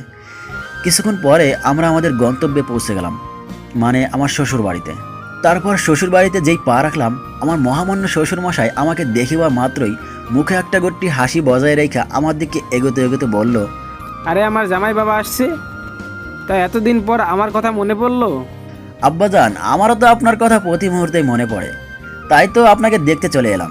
তা আব্বাজান, আপনি ভালো আছেন তো? হ্যাঁ বাবা, তুমি চলে আসছো না, এখন তো এমনিতেই ভালো থাকবো। যাও বাবা, ফ্রেশ হয়ে গিয়ে একটু বিশ্রাম করে নাও। তারপর শাশুড়ি আম্মার খোঁজ খবর নিয়ে ফ্রেশ হয়ে রুমে এসে বিশ্রাম নিচ্ছি। এমন সময় শাশুড়ি আম্মা আইসা আমার আব্বু আম্মু সহ আমার 14 গোষ্ঠীর খবর লইয়া আবারও আমার একা রুমে থইয়া আমার শাশুড়ি আম্মা ভাগা দিল। তারপর ঘন্টাখানেক শ্বশুর বাড়িতে কাটাইয়া আবারও রিয়ারে লইয়া আমাদের বাসার উদ্দেশ্যে রওনা হইলাম। পরের দিন, আর মাত্র 2 দিন, এই 2টা দিনই আমি আর রিয়া একসাথে থাকতে পারবো। তারপরেই সব শেষ। দুপুরের দিকে মোবাইলে কলিং রিংটোনটা বেজে উঠতেই দেখি রুবেলের কল। কি রে সাদ, তুই এখন একটু আমাদের আড্ডাখানায় আয় তো। এখন আসতে পারবো না, আমার ভালো লাগছে না। দোস্ত, খুব জরুরি দরকার, প্লিজ তুই আয়। কি জানো কি ভেবে বলে দিলাম। আচ্ছা ঠিক আছে, আসতেছি। তারপর হাতে টি শার্টটা নিয়েই আড্ডাখানার উদ্দেশ্যে বেরিয়ে পড়লাম। ওখানে যেতেই দেখি রুবেলের সাথে রিয়ার আব্বুও বসা। আমি রিয়ার আব্বুর কাছে গিয়েই, আব্বা আপনি এখানে? তো বাসায় চলেন। উনি দাঁড়িয়ে আমার কাঁধের ওপর হাত দিয়ে একটা দীর্ঘশ্বাস ছেড়ে, না বাবা, বাসায় যাব না। সে কি, কেন? তুমি অন্তত আমাকে জানাতে পারতে, তোমরা নিজেদের ইচ্ছে অনুযায়ী আলাদা হয়ে যাচ্ছ। আব্বা আপনি এসব কেমনে জানলেন? কালকে রিয়াকে দেখে কেমন যেন মন মরা লাগছিল। পরে দেখলাম যে রিয়া ওয়াশরুমে গিয়ে কান্না করতেছে। আমার তখনই সন্দেহ হয় তোমাদের মধ্যে কিছু একটা হয়েছে। তারপর খোঁজ খবর নিয়ে জানতে পারলাম তোমরা আলাদা হয়ে যাচ্ছ। আচ্ছা, তোমাদের সমস্যাটা আমি জানতে চাই না, শুধু আমার কষ্টটা এখানেই, তোমরা আমাদের কিছু না জানিয়েই। দেখো বাবা, আমি জানি আমার মেয়ের সাথে কেউই খুশি হতে পারবে না, কিন্তু তোমাকে দেখে আমি ভরসা পেয়েছিলাম অন্তত তুমি আমার মেয়েকে বুঝতে পারবে, তাকে কখনো ছেড়ে যাবা না। আচ্ছা, আমার একটু তাড়া আছে, আমি যাচ্ছি। আব্বা শোনেন, রিয়ার আব্বু আমার কথায় কান না দিয়েই গাইতে উঠে ওনার মতো উনি চলে গেল। আমিও কোনো কিছু ভাবতে পারছি না, কি থেকে কি হয়ে গেল। পরের দিন রিয়াকে নিয়ে উকিলের অফিসের উদ্দেশ্যে রওনা হয়েছি। আজকে হয়তো আমাদের বিশ্বটা আলাদা হয়ে যাবে। আর মাত্র কয়েকটা মিনিট আমরা স্বামী স্ত্রী হিসেবে থাকব। লক্ষ্য করলাম রিয়া স্তব্ধ হয়ে গাড়িতে বসে আছে, মুখে একটুও হাসি নেই, আছে শুধু হাহাকার, বিষাদের যন্ত্রণার চাপ। মেয়েটা নিজেও কখনো ভাবেনি তাকে একদিন এমন একটা কঠিন পরিস্থিতির শিকার হতে হবে। গাড়ির থেমে যাওয়ার আওয়াজে বাইরে তাকাতেই দেখি আমরা আমাদের গন্তব্যে চলে এসেছি। গাড়ি থেকে নেমে রিয়াকেও নামতে বললাম। তারপর রিয়াকে নিয়ে উকিলের অফিসে ঢুকতেই উকিল সাহেব আমাদের বসতে বললেন। রিয়ার দিকে তাকাতেই দেখি ও আনমনা হয়ে মানসিক রোগীর মতো স্তব্ধ হয়ে আছে। আমি রিয়াকে একটা ঝাঁকুনি দিয়ে, রিয়া তুমি ঠিক আছো তো? আমার ঝাঁকুনিতে ওর ঘোর কাটে। হ্যাঁ, আমি ঠিক আছি। উকিল সাহেবকে উদ্দেশ্য করে, আমরা এই 3 মাসে যতটুকু বুঝতে পারলাম আমরা কখনোই আলাদা হয়ে ভালো থাকতে পারবো না, সো আমরা ডিভোর্স চাচ্ছি না। আমার মুখে এই কথাটা শোনা মাত্রই রিয়া হা হয়ে আমার দিকে তাকিয়ে আছে, মনে হচ্ছে আমাকেও এর আগে কখনোই দেখে নাই। তারপর আমি রিয়ার হাতটা ধরে হ্যাঁচকা টান দিয়ে রিয়ার থেকে উঠিয়ে একটা মুচকি হাসি দিয়ে বললাম, এই যে মিস চলেন, বাসায় যেতে হবে। তারপর রিয়াও একটা সেই লেভেলের হাসি মাইরা কইল, চলেন। তারপর সোজা গাড়িতে উঠাই বাড়ির উদ্দেশ্যে রওনা হইলাম। গাড়িতে বসে আছি, এমন সময় রিয়া বলে উঠল, আচ্ছা একটা কথা আমি কিছুতেই মিলাতে পারছি না। কি কথা? তোমার রুহির কি হবে গো? লেখোগা, তাই তো। আচ্ছা সমস্যা নাই, তোমার সতীন বানায় নিব। কি হারামজাদা, তুই শুধুই আমার, অন্য কেউ ভাগ বসাতে আসলে মেরে তক্তা বানিয়ে দিব। ভাইরে এইবার আমার কলার স্যার, আর রুহি বলতে কেউ নাই, ওটা এমনি তোমাকে বলেছিলাম। কি তার মানে তুই আমাকে কষ্ট দেওয়ার জন্য? ওরে আমার সোনাটা, তোমাকে কষ্ট দেওয়ার জন্য বলে নাই তো, তুমি যেন আমাকে কখনো ছেড়ে না যাও, ওই জন্য এটা করেছি। এখন তো বুঝতে পারছো প্রিয় মানুষটা অন্য কারো হয়ে গেলে কতটা কষ্ট হয়। I am really sorry. এই লক্ষ্মী, সরি বলা লাগবে না। তারপর বাসায় ফিরতে আম্মু আমাদের দুইটারে এক লগে দেখা সেই লেভেলের শখ খাইয়া ফিট হইয়া গেল। আর খুশিতে গদগদ করতে আমার পেটে একখানা গুতা মারা কইল, আমার কিন্তু খুব তাড়াতাড়ি একটা নাতি চাই।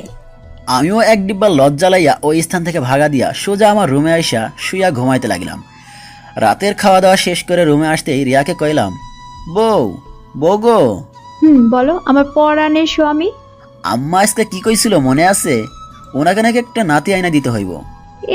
যা, তোমার লজ্জা শরম নাই? পাঠকদের সামনে এসব কথা বলছো? তাই তো। ভাই যান ভাগেন, আপনাদেরকে আর কিছুই কম যাইতো না।